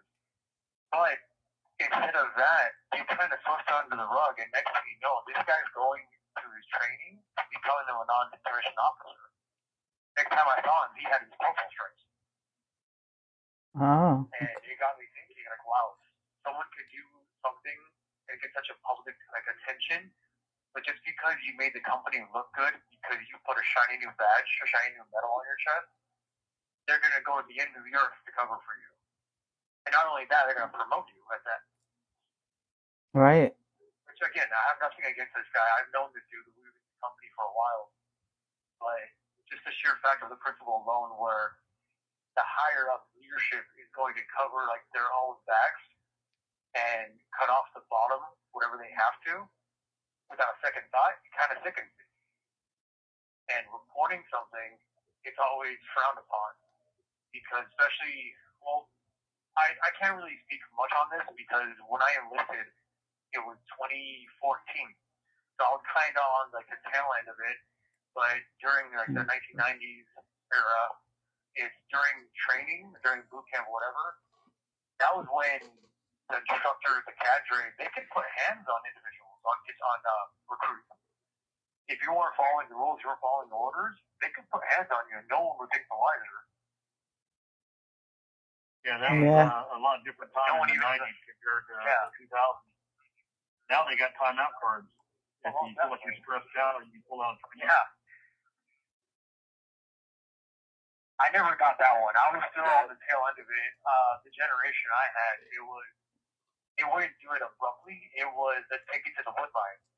And the wood line means take it behind a couple trees where no one can see us, take off our rank, and then settle it. Or just simply go into my office and then we're going to step out once it's resolved. Well, I'm glad to bring that up, Javier, because we people don't understand, unless they were in the military in the 80s and 90s, they don't understand the climate and how different it was. And again, if you were gay in the military, it was a big no-no. But the climate was so bad back then that, yeah, you're right. You were afraid to report things. I was afraid to go back to my command and tell all my commanding officers what happened to me. I didn't feel like anybody would believe me, first of all. And I felt like I didn't have anybody to tell. I didn't know anybody. And the climate back then, I was petrified. I was scared to death. I didn't know what to do and how to handle it properly. And even if I would have, like the DA kept saying, well, how come you get reported? You should have reported it. Well, again, like you said, Javier, you don't know what it's like until you encounter something or go through something like I did that night and what you would have done as a 19-year-old, basically kid. But I tell you right now, if I would have reported it, I don't think anything would have been. I don't think anything would have been any different than how I was treated in 2023. I think they would have ate me up, chewed me up, and I would have thrown in the brig, just like how they treated me in 2023. And guess what? I never would have met my wife in 1995, the love of my life, and had my kids. But that never would have happened. Because I don't.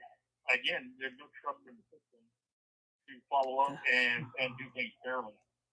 So we had a forensic psychologist, a trained expert, come in and want to talk about why it didn't come forward, why people don't come forward, how many people are sexually assaulted in the military back in the 90s compared to now, how many men, how many women. All this information, the judge would not allow him to talk about it. He was kept in a very tight box as what he could say and couldn't say, so the jury never got to hear the statistics of how I did everything, pretty much textbook, what most victims do go through. And the other thing is, there's a gold test that they give. It's the one they use in Europe, they use it in the U.S., and I'm sorry, somebody else out there may know the name of it, but it was hundreds and hundreds and hundreds of questions I took. It's to see if I'm lying or malingering, and they use the word malingering. If I'm lying or being deceptive. And the forensic psychologist said there was no malingering or deception of me at all. Because I wasn't.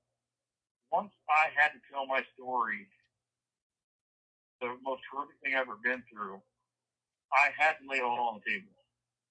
I didn't want to talk about it. That's why I went years without talking about it. But once I had to, there was no holding back.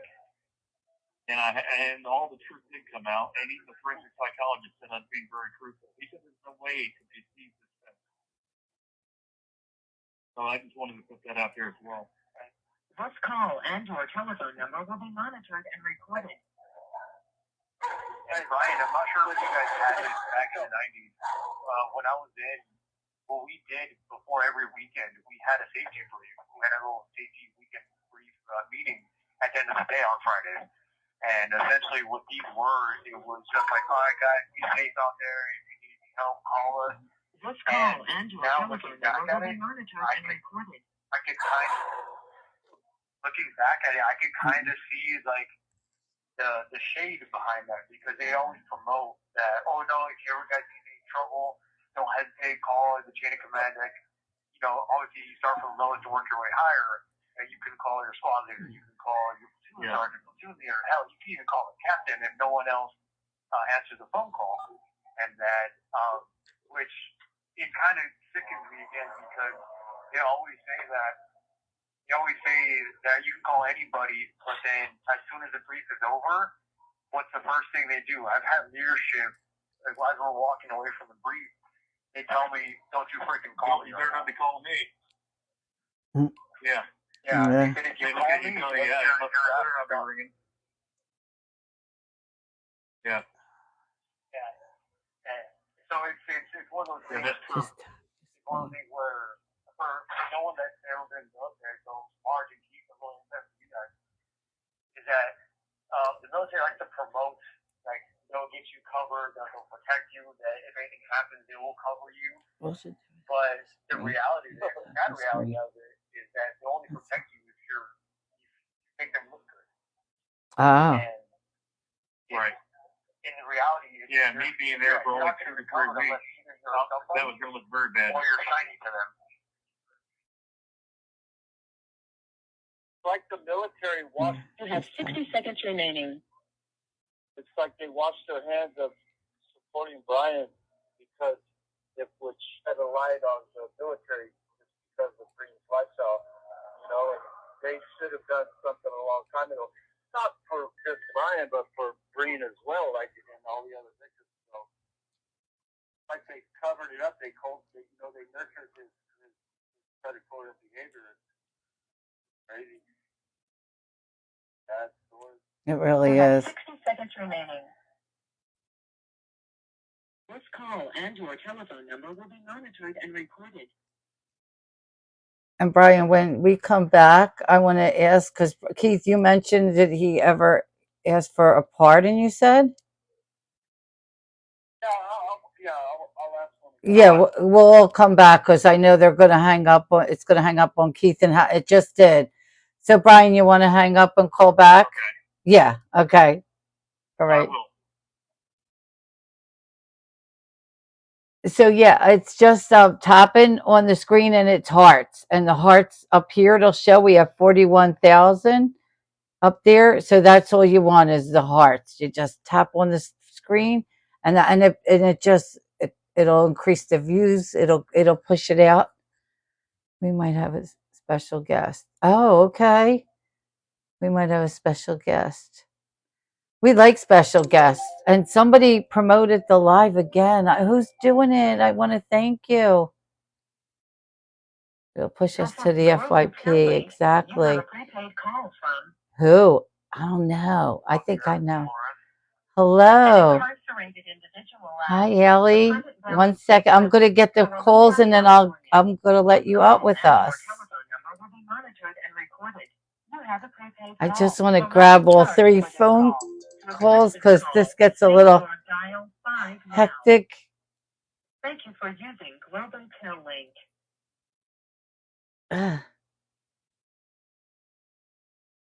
Javier is back. Let me see. Here's Brian. This call and your telephone number will be monitored and recorded. This is Global Link. You have a prepaid call from. We're just trying to get everybody in here. Here we are. Individual at the Correctional Training Facility, Soledad, California. This call and your How are you, telephone number will be Ellie? monitored and recorded. Thank you for using Global Link. You're doing good, Brian? I'm doing good, yeah. Oh, I know. Yeah, Are you okay now? Yes, I am. Okay. I know you were a little nervous. I have a special guest that's here listening in. One of my friends is here with me. Hi, Allie. Hi, Marge. How are you? So I have attorney Allie with us. She's very busy, but she's making time to come in and say hello. And Keith says hi. Hi, Keith. She's the cat lady. He's saying she has dogs too.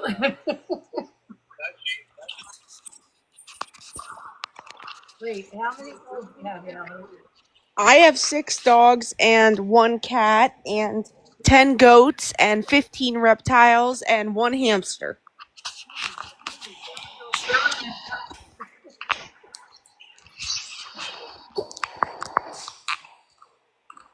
I can't hear them, or am I not supposed to? Keith is low. Keith, you're a little low. Yeah, His I'm phone. in the back seat tonight. They got me in the trunk. Nobody can really hear me. So I'm in the trunk. He's a little low. Could you hear him there? I don't know if you could hear him, but I also have Brian with me. I don't know. Did you get a chance to, I did send you the synopsis from Mark, the PI. I know you've been super busy. But Brian's Yeah, with I me, have and I have my 5 friend. trials, so I've been very busy. But I do want to ask you something, Marge. I don't know if Matt told you, and the guys are more than welcome to participate in this, but I have a podcast, and I would be very interested in having any of them and you on my podcast to share any stories or any justice failures or all the above. And I'm happy to have every single one of your men or friends or people or whatever you want to say to expose their stories on my podcast. So if anybody's interested, I'm happy to do that with you guys. That sounds great. So yeah, Matt did mention it. So I think this would be one. I think this would be great to bring this into your podcast. What I'm thinking, Marge, is instead of doing the phone calls with you because it hangs up every 2.5 seconds, I can set up an attorney phone call as the attorney, which is confidential, but more importantly, it won't hang up. Oh, okay. And then I can obviously have you on Zoom or on on the computer, Right. and we could do it maybe like that. Oh, that's great, Allie. I would love to do that. Yeah, we'll do that. So yeah. So I would like to have, yeah, I would love to do this for Brian so we can have like Brian. Yeah, absolutely. Whoever, whatever, Keith or Brian, or I can't remember the other guys that I spoke to that one day we were live, or Javier, I heard you say, whoever wants an episode is entitled to one. I will send them the podcast. I will send them the transcript. I will send the families the link. I will send you the link. I will tag you. Whoever wants anything, happy to do it. Absolutely. I appreciate you, and I know you're running behind tonight. I told me and Matt talk all the time. Absolutely. We'll do this. Thank you for I love that you're willing to. It's the least I can do for you guys, and you make the podcast about whatever you want, whether that's your prison time, your case, how you feel wronged by the system, your attorney, if you want to talk about your dogs, your programs. I don't care. That sounds perfect. I appreciate you. Yeah. And Marge, me and you just do one without anyone if you want to talk about what you do, and I can tag you or collab with you, whatever. That's fine too. Oh, I love it. Absolutely, Ellie. I appreciate this. Yeah. Anyway, does anybody have any questions about their case or their story, or they want to touch base about anything? I think I've spoken to some of you guys previously. Just Keith. You didn't get to, and I know you were running late tonight. You didn't get to speak with Brian yet, or Javier. I had Javier on one time, but you weren't on with Javier. But yeah, I think we should do this. And I could contact you. I have your number, you have mine, so we'll do this. Yeah, I'm happy to do it. My podcast team, they're real easy. For you, it's easy, Marge. I just send a link. For the guys, I'm gonna have to set up an attorney call. I'll have my staff do that, and then have them on the line, and then we can record with them basically on my phone or your phone or somebody's phone. Sure. Liz, did Brian ask her a question? Sure. Brian, do you have a question for Attorney Ellie? Well, I have a lot of questions. We don't have enough time. Right. My problem is, I have all these things that were wrong with my trial. I don't understand how many were in any ballpark knowledge of law. But the things I've learned with the help of jailhouse lawyers, with AI, with the law library, and going through my transcript, I've learned that I wish I would have known during the trial that it didn't happen, that could have happened, or impact instructions, or my Miranda was a lie. I think they were pinging my phone to see if they're alive. And also, when they got my DNA from Tennessee, the California judge authorized it, but the Tennessee judge ever wrote an affidavit, got probably off, and rewrote and issued a warrant for my DNA fingerprint, which I think is required by Fourth Amendment. So I've got those kind of questions and very personal questions because, you know, I was outside the statute of limitations for manslaughter because it was a 50-year-old culture that they instructed to do on manslaughter, but I never signed a waiver for that. That's a problem. On murder, first and second degree, but there is on manslaughter. Brian, So I think Brian, hold up 1 minute. I don't know. People are saying it's hard to hear you. I have my phone to my ear. I can halfway hear him. Because he has to fix the wire sometimes. And you know what, Ellie? I have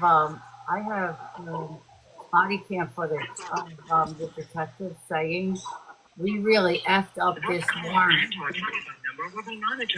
And guess what? The warrant is sealed.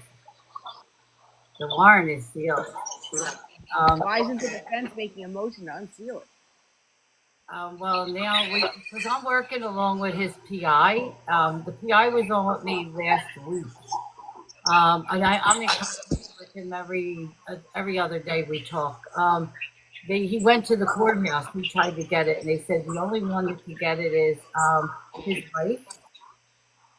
I don't have any background noise on my end. I can't. Can you mute the other callers? Because you don't hear anything here. I don't know. So I don't have. So is his wife or Brian? Anybody with power of attorney? So his wife should reach out to the lawyer. Yeah, or he can do a limited power of attorney to his wife, or he can write to the courthouse himself and get a copy of it. Okay, so his wife contacted the attorney. I did do that. Oh, you did? I did do that. And they told me because they have to have me in person to verify it's truly me. They sent me back, all they did was send me back a copy of the sealed warrant by the judge, and they wouldn't give it to me. So his wife is in the chat. She has power of attorney. So tell her to go get it. Yeah, she's like in a different state.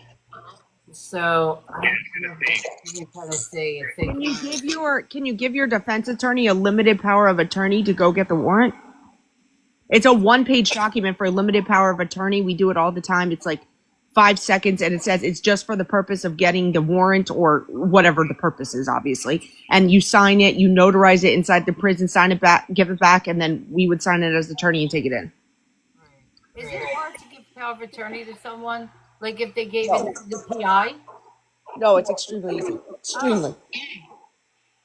Great, because Mark is right there, and Mark would be willing to do it, he said. Yeah, you just need I don't know if Brian has access to a notary inside the prison, but most of them have somebody that can do it inside the prison, but just to verify that was his signature, and then he needs to send that out to the PI. Oh, okay.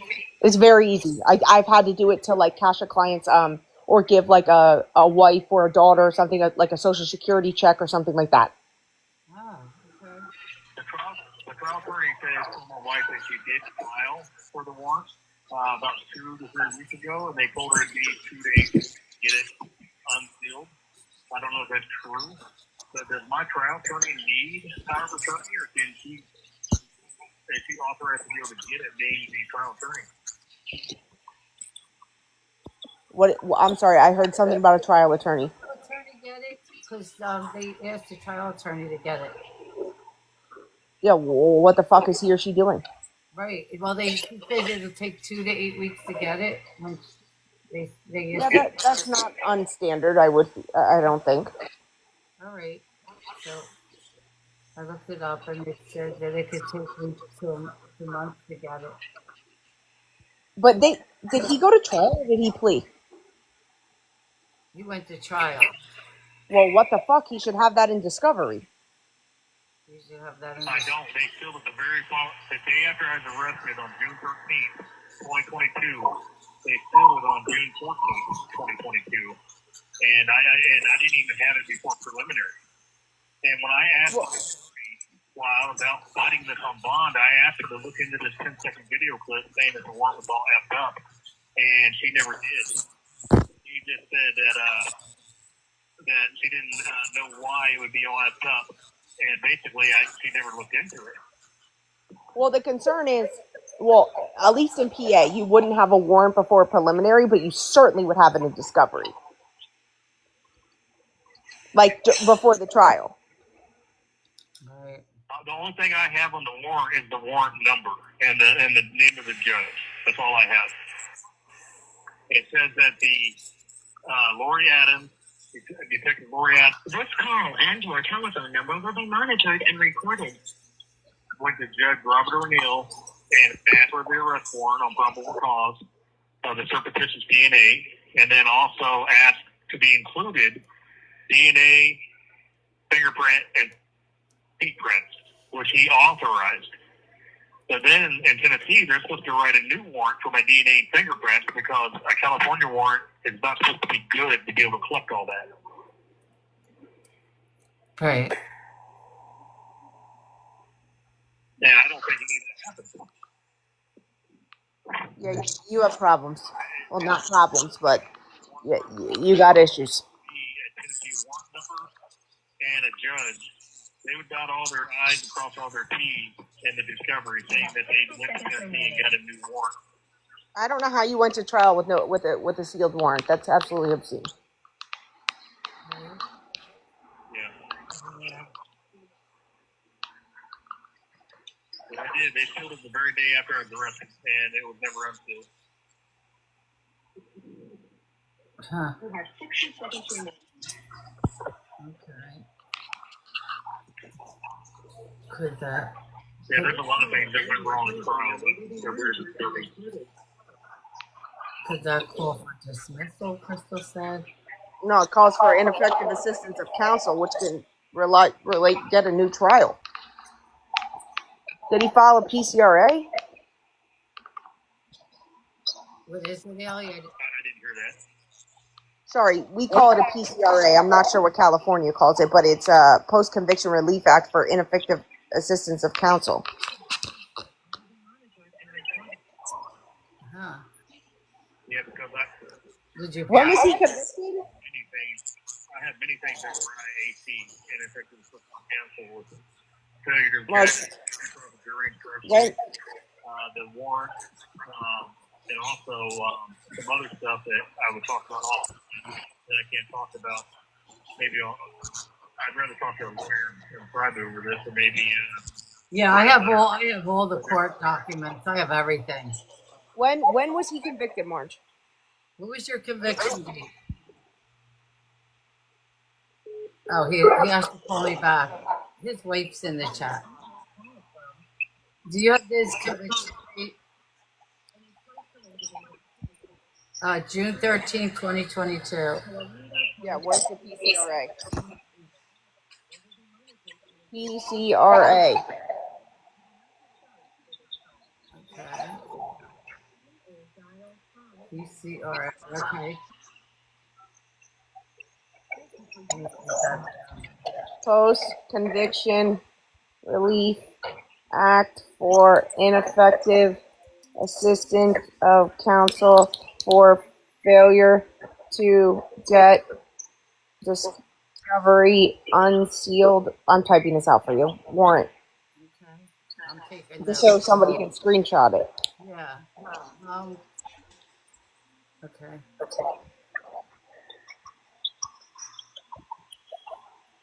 Maybe you screenshot that real quick. You have a prepaid claim from. You will not be charged for this call. Thank you for using Global Calling. Okay, his wife. That's his wife, Liz, in the chat. Okay, thank you. All right. I lost the trial. It was either October 16th or 19th in 2023. Yeah, but did you file a PCRA? Liz, did you file that? The Post-Conviction Relief Act? Wait, I'm going to see if No, No. we didn't. Is he on appeal? Are you on appeal now? I lost the appeal. In fact, my appeal attorney, because I spent all my money on my trial, I had to have a public defender attorney. And I wrote him so many letters of things that went wrong with my trial that he actually told me to quit writing it. He said, keep your writing to me only once a month. Because I was writing him a letter a week and 2 a week with things that had went wrong. Because I'm fighting against public life for family. So, of course, I'm not going to put together and do nothing. So I'm recapping everything that went wrong and everything that went wrong. But at the end of the day, he never asked me my opinion on the two things that he argued. So I would hate to think that I forfeited anything on appeal because I didn't file it on direct appeal, but I was never given the option to do an input on that. When was the appeal denied? It was denied April of 2025. Yeah, you better file PCRA now. Was the appeal based off excuse my language, but was the appeal based off fucked up shit in trial? It was based off of not instructing involuntary manslaughter and off of my trial attorney filed 1103 and 1105 for allowing the witness to be who had been sexually. And apparently, even the appeal court said that my trial attorney filed it wrong. 1103 and 1105 were proper codes, and 1101 with a 728 as a writer for it to write upon, I guess, in order to be entered. And basically, IAC on that too, so it wasn't entered properly, and then the jury never got to hear from the witness because the right code weren't argued.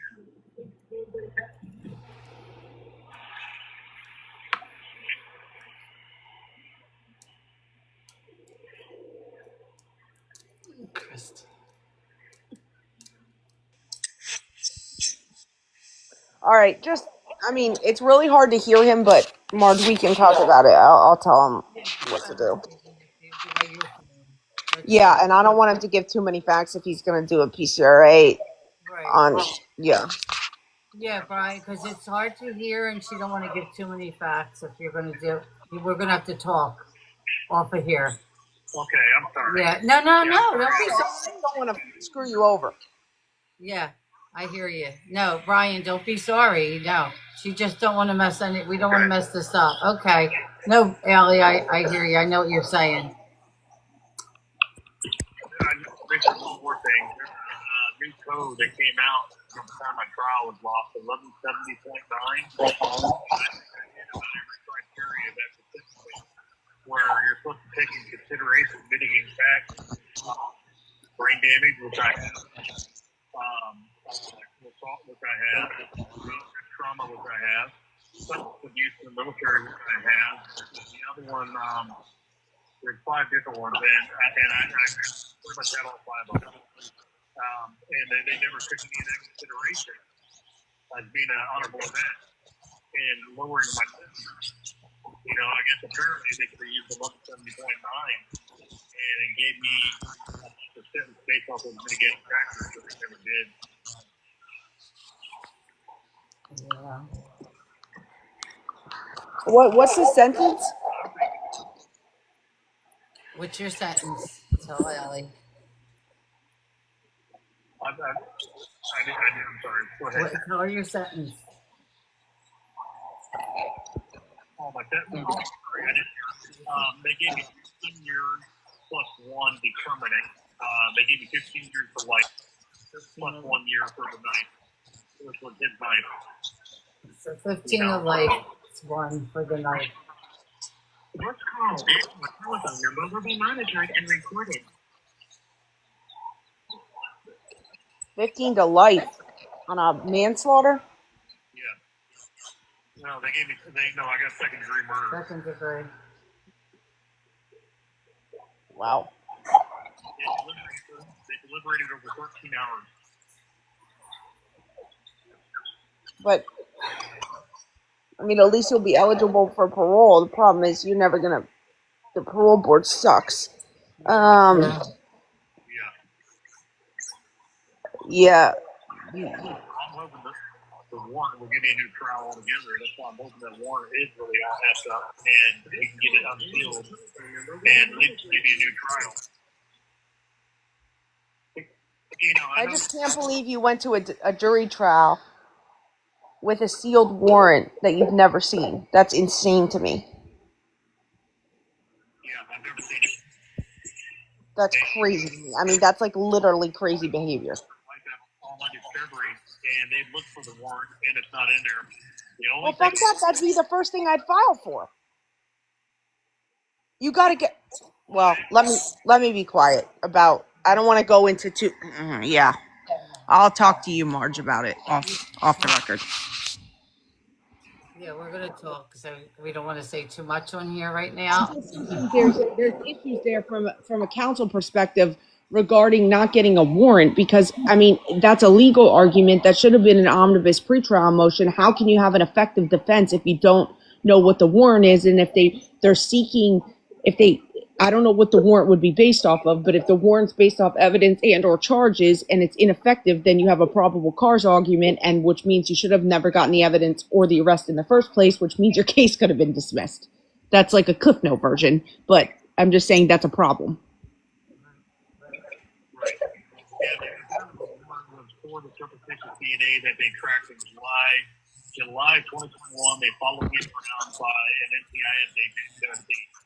Two different locations, two different times of the day, 19 miles apart, and they gathered trash that I threw away while I was out and about. A beer mug at a Mexican restaurant, and then a Arby's straw from a fast food restaurant they used to collect my surreptitious DNA. Based on that surreptitious DNA, they were able to backtrack it through genealogy and figure out that I was in San Diego at the time. And that's when they issued the arrest warrant in 2022, July of 2022, a year later. And that's when they arrested me. So I personally don't think they had a CSLI warrant to track me in 2021 when they were pinging my phone. And that is something that's really hitting all the cases right now. If you look at all the new case law in 2023, ever since Carpenter, United States versus Carpenter in 2018, it's really changed. You need a warrant to search somebody's cell phone to find out where they're at under Carpenter.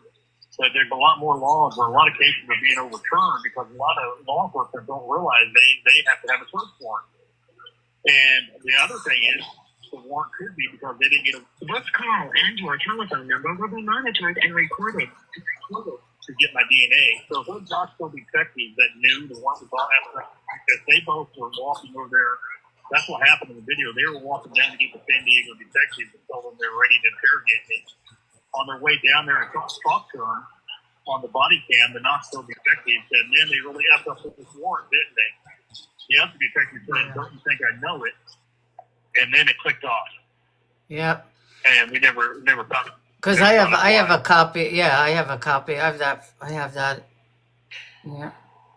And I asked my attorney, the trial attorney, to look into that, and she never did. And there's, several other things. Jailhouse phone calls. The subpoena. He never subpoenaed the sisters that warned him to quit living his lifestyle. They never were even subpoenaed. Yeah. So yeah, there's a lot of things, and there were a couple other things I wanted to talk to you off record. I can send it to you, Marge. That were a big no-no that happened during the trial. That I think Allie would be probably interested to hear. Yeah. Yeah, we're not going to say too much on here now. You know that we'll do it off of here. Yeah. I just wanted to let you know she was here and listening, and Allie, I send stuff. I send you something in our group chat with me, you, and Matt. I know. I read it. I seen it. I know what you're talking about. But I have a lot more. Trust me. Yeah, it's probably better if you send it to my work email. One, it's secure, but also two, if it's documents. Okay. Yeah. Oh, all right. Okay. All right. And I know you're busy, and I know you got in late, so I could talk to you off of here. Yeah. I have 5 trials next week. They slated me for 5, so I am dying over here on prep. I appreciate you coming in. I know it's hard to hear right now, and it's better if we do the podcast. Absolutely. Yeah, I think that would be good. So if Marge, I'll talk to you, but any guys that want to do it, we'll have to do one by one, obviously, because all their stories are different. But we could do one by one, and you can be on every one if you want, and then you could do one with just me or whatever. We'll figure it out. All right. All right. Thanks so much, guys. Brian, we'll be in touch. Thanks, Marge. Thanks for all the gifts, guys. I appreciate it. Have a good night. For joining, Allie. Anytime. Bye-bye. Bye-bye. Yeah, she is so busy. She got done a little bit late. She's running behind.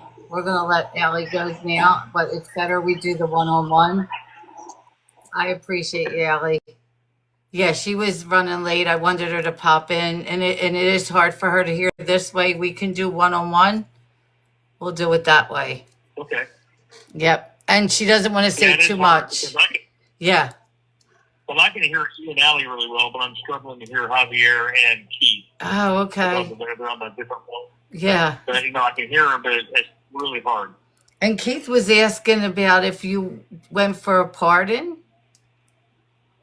No, I haven't. I know there's a governor pardon. Wait 1 second. Wait, go ahead, Keith. Yeah, have you ever thought about reaching out for a pardon, not just on the government level, but presidential level as well? Well, my family has written the president, the vice president, the governor, and I've had multiple friends do the same thing. And we don't even get a screw you back. Wow. I mean, we don't even get a letter back saying they got my letter. And they've written them multiple times. And, here's what's kind of weird if you want a little trivia fact. I raised my wife and kids in Middletown, Ohio at 210 Harrison Street. You know the movie Hillbilly Trilogy based on J.D. Vance? The movie? He lived on Harrison Street 2 blocks down from where I lived. The vice president did. So I thought that would pique his interest when we wrote him a letter, but we didn't even get a reply back. But I know where he lived. His house is right down the road, right down the street from where we live. Kind of a small world. Yeah. But yeah, and what's sad too is you read all these advocacy groups they say that they want justice and they're here for you. I've found 30 or 40 of them, and my family's written letters to all of them. I've written letters. And we don't even get a reply back. And if we do, it's, we're sorry, we're too busy to take on any other workload right now. So really, all these advocacy groups that say that they're there for the people, you can't get any of them to help you. Oh, okay.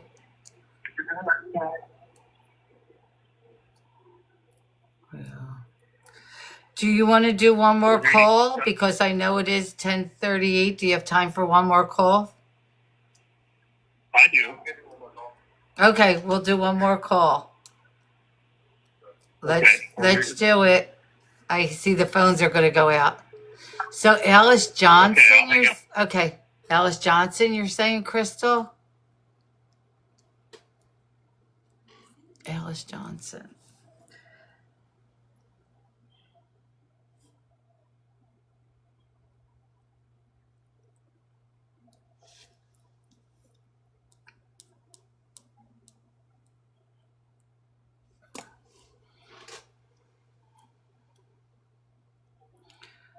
Okay.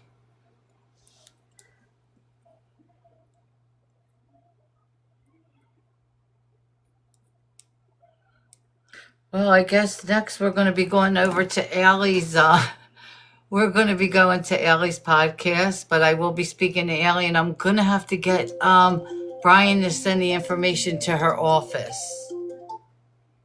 He wanted to send me some information. I told him, Global Tel Link, hold off, because I'd rather him send it to her. An incarcerated individual at the Correctional Training Facility, Soledad, California. This call and your I telephone know she number had will a be lot going monitored on. and She was recorded. running late You have a tonight. I was so prepaid glad call. she was You will able not to be come on. charged for this She's call. so To accept helpful. this call, say or I'm dial so 5 happy now. we can do the, Thank you for using and we Global won't have to Tel do Link. these calls. We won't have to do the every 15 minutes. Hey, Brian.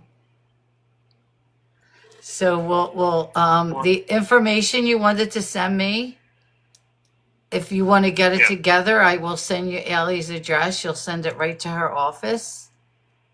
But we'll Okay. talk. We'll talk tomorrow. You can give me a call. Because we always Okay. talk. We always talk on the weekend. um, Yeah. so we could do that, and then I'll set up. We'll do the podcast. Oh, Crystal, you Okay. will. You'll get me the information too. Oh my God, you guys are great. And we'll all write if we have to. Alice Johnson for the pardon. Okay, Crystal, send me the information. I appreciate you, and I'll get it to Liz. So one of my girls is on it. Who we have to write to All right.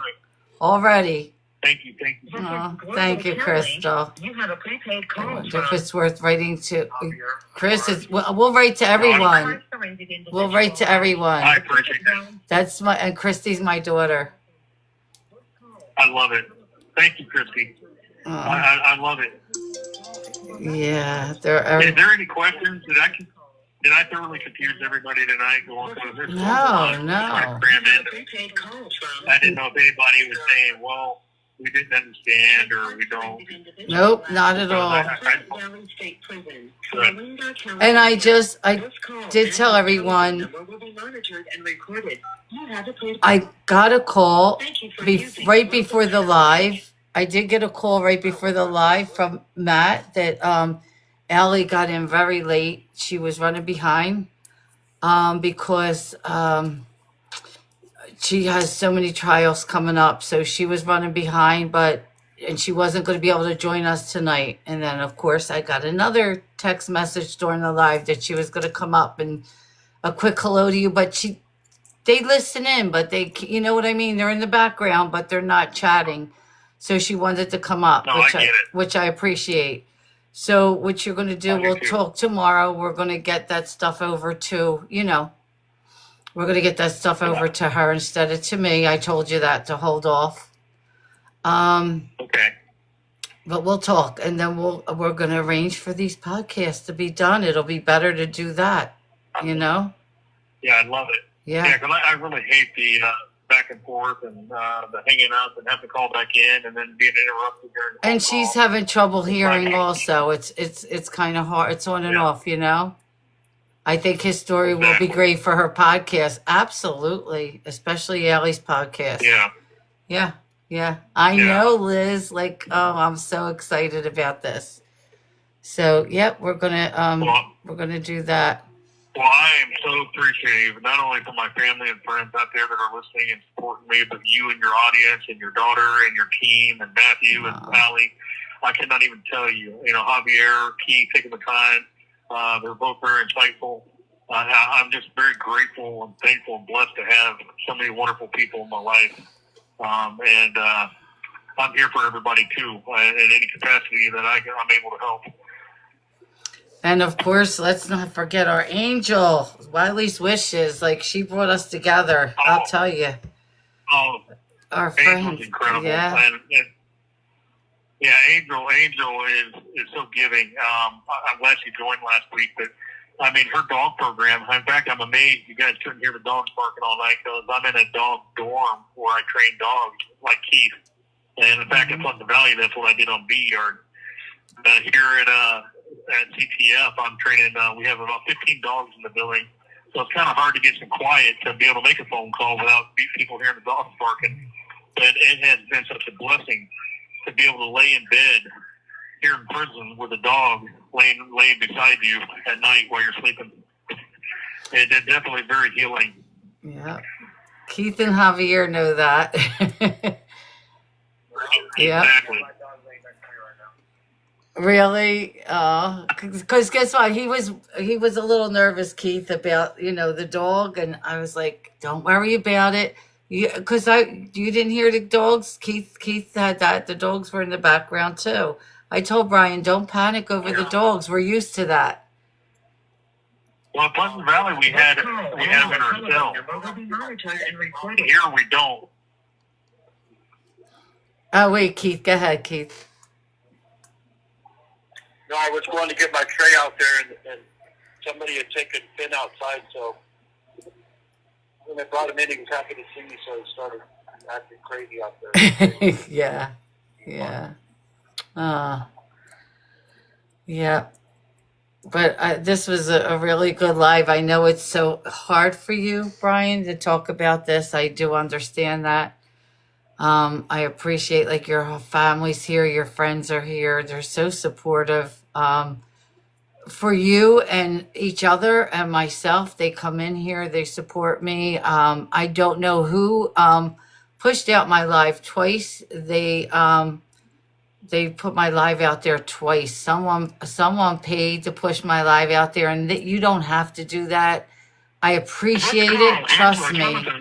They promoted my live. I really appreciate it. I really do. I don't know who did it, but thank you so much. That Liz, you didn't have to do that. Liz, thank you. Oh my God, you're amazing, Liz. I didn't see it. I didn't see it. Like who did it? It don't tell me who does it. You didn't have to do that. I appreciate you, Liz. You're amazing. Ah, oh my God, you're amazing. I love you. Oh, we think what you do is the compassion you show for everybody, not just myself, but for Javier and Keith and all the others. You give us a platform, and a lot of people don't want to hear from us. You know, we feel like we've been swallowed up and thrown away. And my truth, to me, felt like it didn't matter to anybody. Because every time I tried to talk about my truth, I was told to be quiet, don't talk about it. So that was painful. So that to have your platform and your compassion is huge for not only me, but my family, my friends, and we're grateful. We're very grateful to have, you do what you do. Thank you. I appreciate you. And I couldn't do this without my co-host, Keith. Nothing is impossible. That's right, right? Nothing is impossible, and you give them no choice but to hear you. That's right. That's my motto. You give them no choice but to hear you and see you. So. That's right.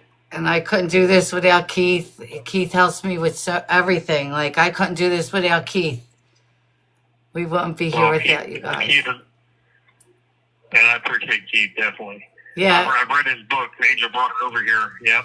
He's the author.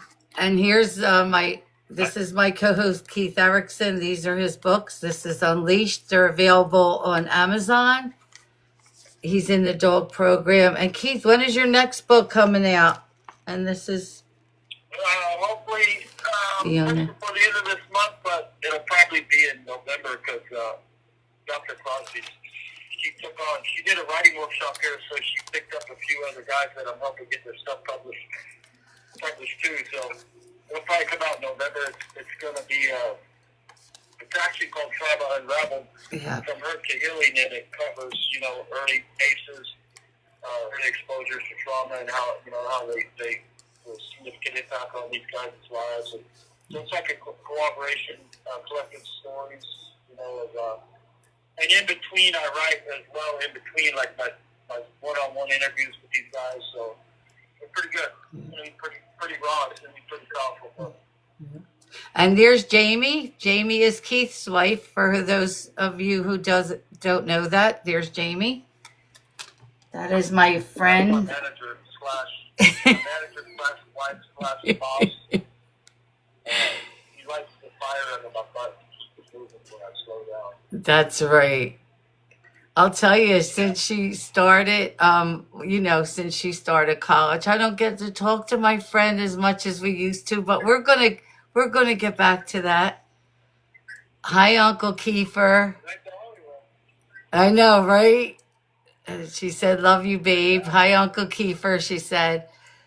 So right now, and I know this is going to get a little emotional here and there, but if anyone wants to jump up in the box, I know we had Brian's family up here last week. So if you guys want to come up, just request a box and say hi. I did this last week for Brian. You're welcome to come up. And or Keith's family, you could also jump up here to say hi. But last week we had Brian's family up here. If you want to come up, you're more than welcome. Javier, I don't know. Do you have anyone in the watching this week? I believe my mom might be watching. I'm not sure. I called her right before. I called here. Often might be watching. I'm not sure. I called her right before. I called here.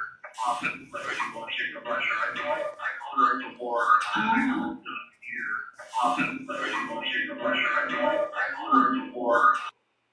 When your family, when your family, when your family. Oh, that was so nice. That was neat. I know. I tell everybody about that. Let me fix Yeah, I this. really appreciate that. It was nice. I saw like all my aunts were tuned in too over there, and my grandma. That was great.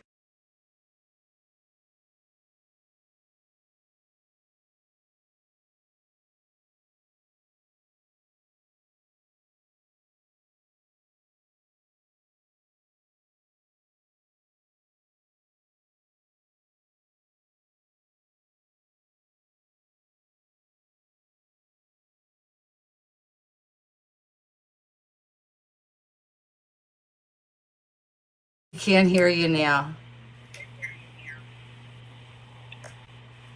Could everyone hear me?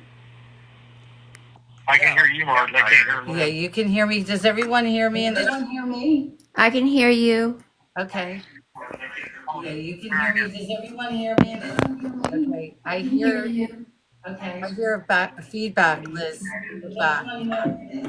Okay. It's echoing, Liz. Feedback, Liz. Back. Okay. Brian, you did wonderful. Brian, you did wonderful. Liz, there's an echo. Do you have me playing in the back? I don't know. Yes. Hold on. Oh, you might have to lower it a little because they can hear you. They can hear me in the background. Call and your telephone number will be monitored. No, it's not the boys. Liz, Is that better? here it is. That's it. Yep. Sorry about that. Oh, you're good. You're good. And Liz, thank you for promoting the live. I appreciate that. Oh, of course. Well, that's the least I can do for everything that you and your team have done for my husband and myself. We appreciate all of you so much. And we just really, this has been such a big step for us and it's helped us so much.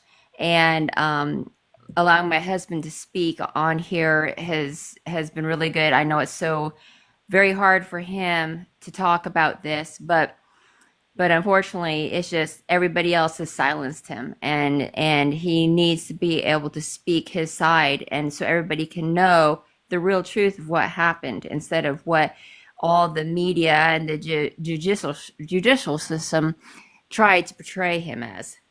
Absolutely. Yep. Well, thank you, Debbie. I love you, and thanks for just being you. I love you. Oh, well, I love you, honey, and I'm your number one fan, and I've got your back always, completely, 100%. And we're gonna get through this, and I'm so proud of you. It was a hard thing for you to do, I know, and you were wonderful. Well, I told you part of my fight, getting home to my family, my loved ones, to you, is doing the difficult, and I'm not going to get home if I don't. You have 60 seconds remaining. I don't cowboy up and get on here and tell everybody I gotta speak, and no matter how hard it is, if that's what I got to do, that's what I'm going to do. That's right. Exactly. If I can do that at a trial in front of a hostile DA and judge and media, I can do it now. Yeah. I know. I remember just the stares of just so much disgust from the judge, the DA, just the looks that were given were just Brian, incredibly. it's gonna hang up. Brian, call back real quick. Call back. Okay.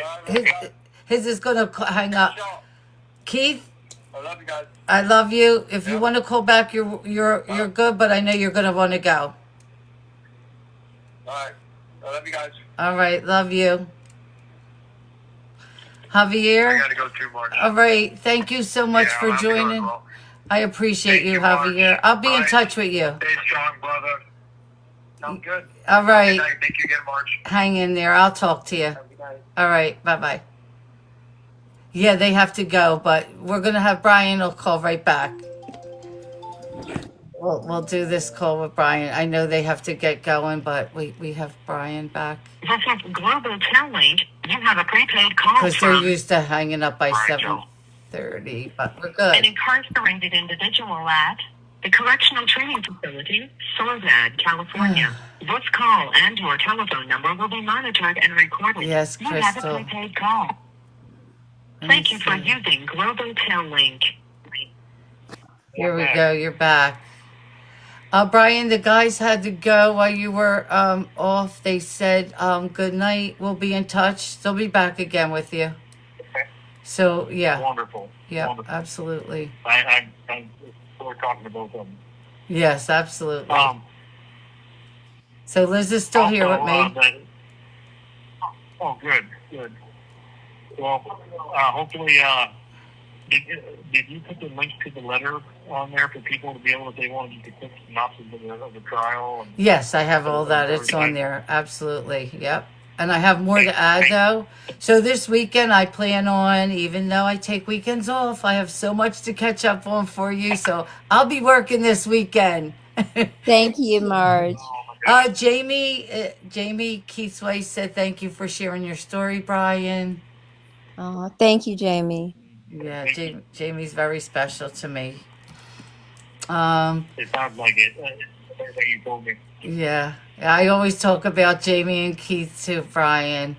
No, this weekend I have a lot of deep diving to do for Brian's case. I wasn't feeling good last week. I got the flu shot Friday. I was so sick all weekend. I didn't feel good. Even Tuesday, I took off Monday. Like, I came on to cover a jury, like a sentencing for another case. I was covering that, and that was it. I didn't do my night live, and that's not like me. I don't take off. I don't take days off, but I couldn't do it. And I have a lot to do. So this weekend, I'm going to be doing a lot for the case. And then I have to I'm going to be talking to Allie. We're going to bring you on. I'll be honest with you, Brian. I'm pushing everybody aside. We're going to bring you on the podcast first. I just have to. Thank you. We got to Thank you so much. get your story. There's so many people I want to get on there, but I got to get your story out there. I really do. Your story has been working on me. Like, all the time I'm walking around with Brian on my brain. It's like, what are we going to do? Like, so we're going to get you on the podcast, and then I'll line up, because we could only do one at a time. So it could be I can go on with Brian, but I can't have other people on there because they are calls like this. Yeah. So she has to bring one person and myself. So it'll be me and Brian, and then it'll be me and someone else. I can't bring a couple people. So I'll set it up where me and Brian will go on first, and then I'll set up with someone else, and we'll do it that way. That sounds wonderful, Marge. Thank you. And then we need to get whatever packet you have, Brian, that you wanted to send. Remember, you said you were going to send something to me, and I said hold it. I've got a lot of questions, and that's the problem I was kind of talking about. I run into is I have all these really strong arguments that I feel will get me back to court, because if I can get back to court, they can't try me for first-degree murder. The only thing they can try me for is second-degree murder. They can't even try me for manslaughter unless I sign a waiver. So really, with all the evidence I have now and the things that went wrong, I mean, I need to get back to trial. So if I get back to trial, I'll probably be able to get home to my family, because I have all these arguments. My problem is I just don't know, without talking to somebody like Matthew or Allie or somebody that knows law, what is legitimate and what is going to be considered not prejudicial or not a harmful error, or maybe forfeited upon appeal. Right. Because I didn't bring it up there in direct appeal. What is IAC? Because, there's a lot of things that didn't happen during the trial that should have. There's a lot of things that didn't happen during the appeal that should have. Yeah. And I didn't have a voice in any of it, because I didn't know anything about law. I've never been in trouble with the law. So me, after I lost, I figured if I paid all this money for a high-powered attorney that, and they were allowed to hear the truth, right, that everything would be fine. But I didn't know. They even said during the investigation for 32 years, the whole investigation was built around Larry's lifestyle. That's what they said in court. Yeah. But guess what? We weren't allowed to talk about during the trial. His lifestyle. Yeah. So, I know we could bring Mark on also with us. I could bring Mark on. I could bring Mark with me. Yeah. So we have to work on this warrant, and I know your hands are tied because, she can't. I got to talk to Mark about that. Hey, Dad. Could sign a limited power of attorney just for specifically, power of attorney, it could be specific for one act. It doesn't have to be for unlimited power of attorney on every affair. It Right. can just be strictly to get the warrant. Right. And Liz would do that in a heartbeat in order to have him be able to get down there and get that warrant. Because he has no problem going. He's there. He's there a lot. He's there because I talked to him last week. He was in the courthouse. Well, that may be enough right there to overturn the whole thing. That's what she's saying. Like you said. I don't see why two trained Knoxville detectives would say this warrant was really effed up, and the other detectives say, "Yeah, don't you think I know it?" Yeah. They wouldn't use that vernacular, that verbiage, if they didn't think, with their experience, that it was effed up. Right. And it's very suspect that the very following day it was sealed, and I never got a copy of it, and it's not in our discovery. Beth is on right now, and her and Liz and Beth both have access to my discovery, and there is no warrant in my discovery. Right. The only thing in my discovery is the warrant number, and the judge's name and what they asked for. Right. Yeah. Yeah. Yeah. So this may be what we're looking for. Yeah. Yeah. And Allie, I'm telling you, Allie is a firecracker. You could tell tonight, and she don't hold her tongue. She is like, oh my God. And her and Keith, Keith loves her. She is amazing. And for her to stop, like when I got that call, she was jammed at the courthouse today, and she was running behind, and she just said, I want to come up and I want to say hi to him. And she's been listening. Trust me. She knows what's going on. She's been listening. You need somebody like Ellie on your side. And we're, oh my God. And she's a firecracker. I just wish she was in your state. She's not, because guess what? There would be trouble there. Yeah. There's no doubt. She's a firecracker. God's intervention, because I'm a Christian, and I know Angel. I think CPS has a valley for a reason, and and Angel has been put in my life, with the dog program for a reason, and Angel introduced me to you and told me, to talk to you and don't share your information with anybody. It's very specific, right? And then Allie and Matthew and your daughter. You have such a great people around you. And I know I believe in prayer. I believe all my prayers are being answered. And I told everybody, I just didn't bring Brian on. Like, oh my God, like I didn't bring Brian on the first week, and I'm just not doing this for the fun of it. Me and Brian spoke for quite a while before I brought him on. Right, Brian? We talked for weeks, and I just didn't like, oh, I'm bringing this guy. No, like we spoke, and he gave me the PIs, and he said, call this guy and make sure what I'm telling you is the truth. And I'm like, why would you lie to me? And Brian's so sincere, and he wanted me to listen to his story, and like it was like almost listening. It was word for word almost. I was like, wow, and why would somebody give me their PI's phone number, Well, what it is I put myself in other people's shoes. If I'm listening as a listener and I'm hearing this guy, I'm like, okay, this is coming from his mouth. He's trying to get home and trying to get out of jail. But you know what? I want you to listen to an investigator that investigated independently that didn't know me from Adam. Right. I want you to know that I sent you, Marge, my wife and sister sent you all the discovery, all the transcripts. You have everything. I'm an open book. Everything that I'm telling you tonight on the podcast is 200% true. Right. And we have proof. And we have all the statements and facts that can back it up. And I just don't want anybody to think that there's any deception going on or any type of fabrication. There's none. This is the cold hard facts. I'm not embellishing, and I'm not underplaying it either. Right. I just want, finally, I've got a breath of fresh air where I can say, okay, this is how crooked the judicial system is. Right. And if they don't want you to win, you're not going to win. Right, exactly. I mean, they find ways and loopholes and different ways to go, oh, well, that wasn't prejudicial, or no, that doesn't need to be heard. Right. So, yeah. Again, I'm grateful, and like I said, I am open book. That's why I wanted Mark. I want you to call Mark personally and have a one-on-one with them, and that way I wasn't involved. Right. It was just you and him talking. Yeah. And I talk to Mark so much. Like, we brainstorm each other. We do this like almost every other day now. We talk, and it's, you know, sometimes is it the same stuff? Absolutely, but we throw ideas at each other. Like, maybe we should do this. Maybe we should get that, and we do that, and that's what we're doing. And so Mark agreed to come on again with me, but you know what?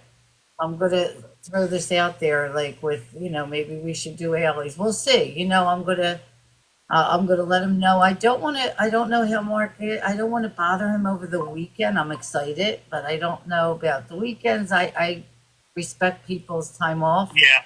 I don't mind being bothered on the weekends, but I'll wait till Monday. I'll wait till one Monday. thing I mentioned last week about Mark is when I lost my trial, I was in one of the darkest places I could ever be.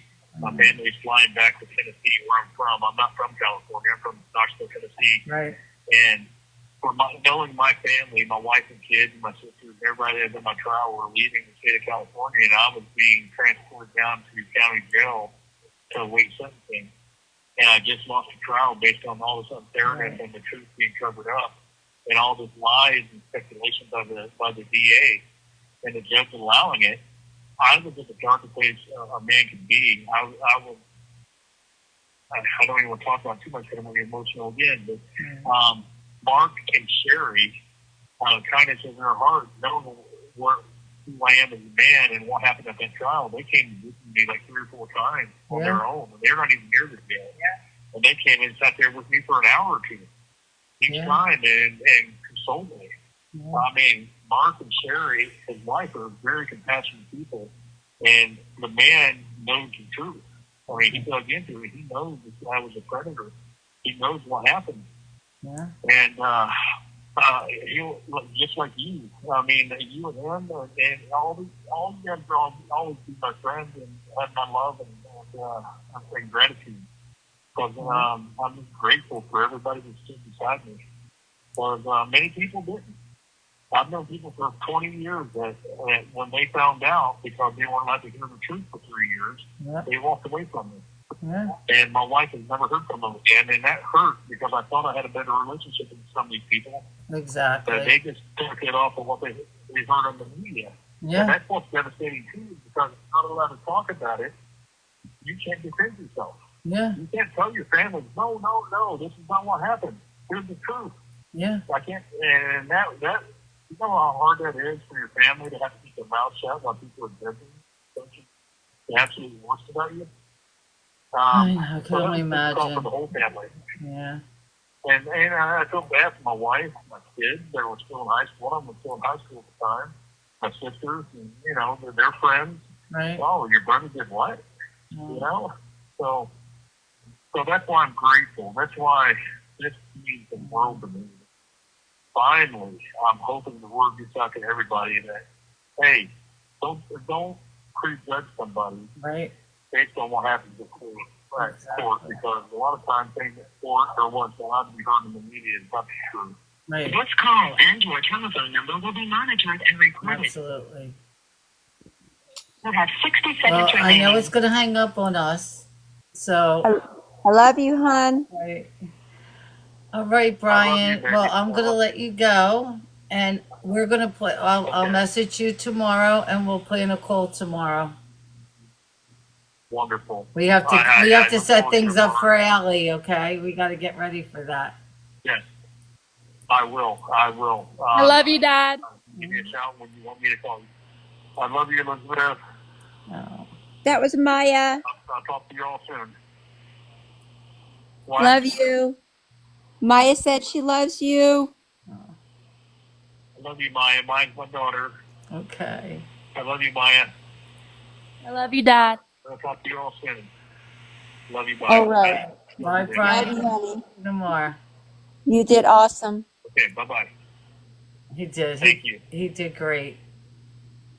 You did great. We got this. I feel a little hopeful now. We got Allie. Yeah. Get his stuff to her. I'll talk to him tomorrow what we need to do. Okay. Because he said he had stuff he wanted to send me, and I said, don't hold it. I'm glad I did that, because Yeah. would have came here, I would have had to get it there. Mm-hmm. I didn't want it going all over. So I'm glad I told him keep it so we could send it directly to her. Yeah. But she doesn't need, as soon as we could get it to her, the better. I don't know when she does the podcast. Mm-hmm. I'm just gonna put him up first. We're gonna get him on there right away. Okay. Thank you so much, Marge. Other Thank you. people. Thank you. No. I feel so much hope now. I mean, it's been such a long time since I've allowed myself to feel any hope, because it's just what happened in court was just so unbelievable. And it's just, so I didn't have any faith anymore. And but I finally feel some hope, and it is actually feels so good. Yeah. We gotta get this moving. Allie is the type, she doesn't take no crap, and she's gonna keep moving. It sounds like it. People. Yeah. And I'm so grateful she popped in. I knew she was so busy. She didn't get in till late tonight. And it was great that and Matt, he comes in under crime and something. I don't even know his name. He's my dear friend. We talk all day I swear, we're always on the phone. We'll talk 2, 3 in the morning. It's funny. We always yeah. He's so helpful with everything for me. He texts me. He's like, you're gonna get a prize. You're gonna get a surprise in a little bit. And I knew what he was doing. Oh, that's wonderful. Yeah, it was so good that happened. He made all this happen. He made all this happen. He always does. Oh, thank you, Matt. So yeah, so I'm really happy, and thank you, Vince. Is Vince a friend of the family? Yeah. Or okay. Yeah. I told you last week. I love that name. It's my husband's name. That was my son's name. That's my grandson's name. That was my father-in-law's name. Oh my gosh. My father-in-law, my husband, my son passed away in 2006. My grandson, or Vincent's. Vince, yeah.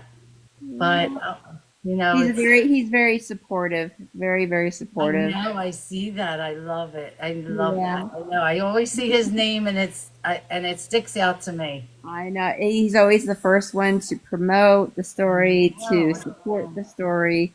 He has been very wonderful. Yeah. We appreciate him so much. So, Liz, I'll keep you up to date on how we're moving along. Okay. You have my phone number, so you could always text me or call me, whatever you need. I do have your email. Like I said, I message with Brian during the week, because my weeks are so hard. I go live 2:30 to 5:30 every day. Then I go live at night. I'm live on, there's another app called Favorite It, and it's 2 guys out of California that created an app. It's called Favorite with a D at the end, and I'm live there 7:45 till whenever we end. We're supposed to end at 10:30, but we go till midnight. So we go live over there. That's more of a chit chat session, whatever. But we're always talking about either Brian's case or whatever we do. Actually, after I end this, I go over there. We'll talk more tonight. I take off my makeup. We just skincare sometimes, but that's where I'll end tonight. We go over there and chat after. But so I do 2 lives a day, so it's hard to get calls in. I connect with Brian on the weekends. We'll talk Saturday and Sunday, so we'll make a game plan tomorrow. I'll get Okay. with Ellie and I'll talk, because I'm in a group chat, a text message with myself, Ellie, and Matt. So I'll know better this weekend when we're going to do the podcast, and everyone could tune in. Okay, And wonderful. yeah, it'll be myself, Brian, and then I'll see if he wants Matt. I'll talk to Brian about that. If he Okay. wants Mark to join us. Okay. Okay. Okay? Okay. Thank you so much, Marge. Thank you to all your crew, to Matt, to Ali for joining in. We appreciate and love you guys so much. Thank you. Okay, thank you, and have a good night. I appreciate you. Thank you. You All too. Good right. night. Good Bye night. bye. Bye. All right. Thank you, Vince. Thank you so much. You're here every time I do these lives. I appreciate it. Oh, you're welcome. We got to take care of this. We got to get him home. That day that I hear that, and guess what? Marge is going to head to California. It'll be the first. I've never been to California, but I'll be in California for that. And I never went to California yet, but you know what? I find out that he's getting out. We're going to California. We'll be there because I told Brian we're friends for life now. That'll make my whole, oh my God, because this is really, I don't know. He got me from the time I spoke to him. It's been so important. This so unfair. But I'm going to be on the phone. Trust me, I'll be on the phone all night with Matt now after this. But I appreciate everyone for joining, his family and friends. You are amazing. I love the support system that Brian has. I really do. It just shows what type of person he is. I really appreciate it. All my friends, all my mods, I couldn't do this without my mods. I really couldn't. They do everything for me. I couldn't do this without you guys. I appreciate you. Thank you to everyone who joins. You are amazing. So with that, we are going to head over to the other app to favorite it. If you have an account and you want to join us, we're going to go over there and say goodnight, talk a little bit. Anyone's welcome. You could download the app and join us. If not, we're still going to go over there and we're going to say goodnight. But everyone, and we are going to plan another live. I don't know. I'll talk to Brian. And I will let everyone know when we're going to do the podcast with Allie. As soon as Allie tells me, I'll post it. I'll let Liz know. Liz will let everyone else know. We're going to do it as soon as we can. So everyone, have a good night. Have a good weekend. For everyone else, I will be live Monday at 2:30. So I will see you all then. Good night.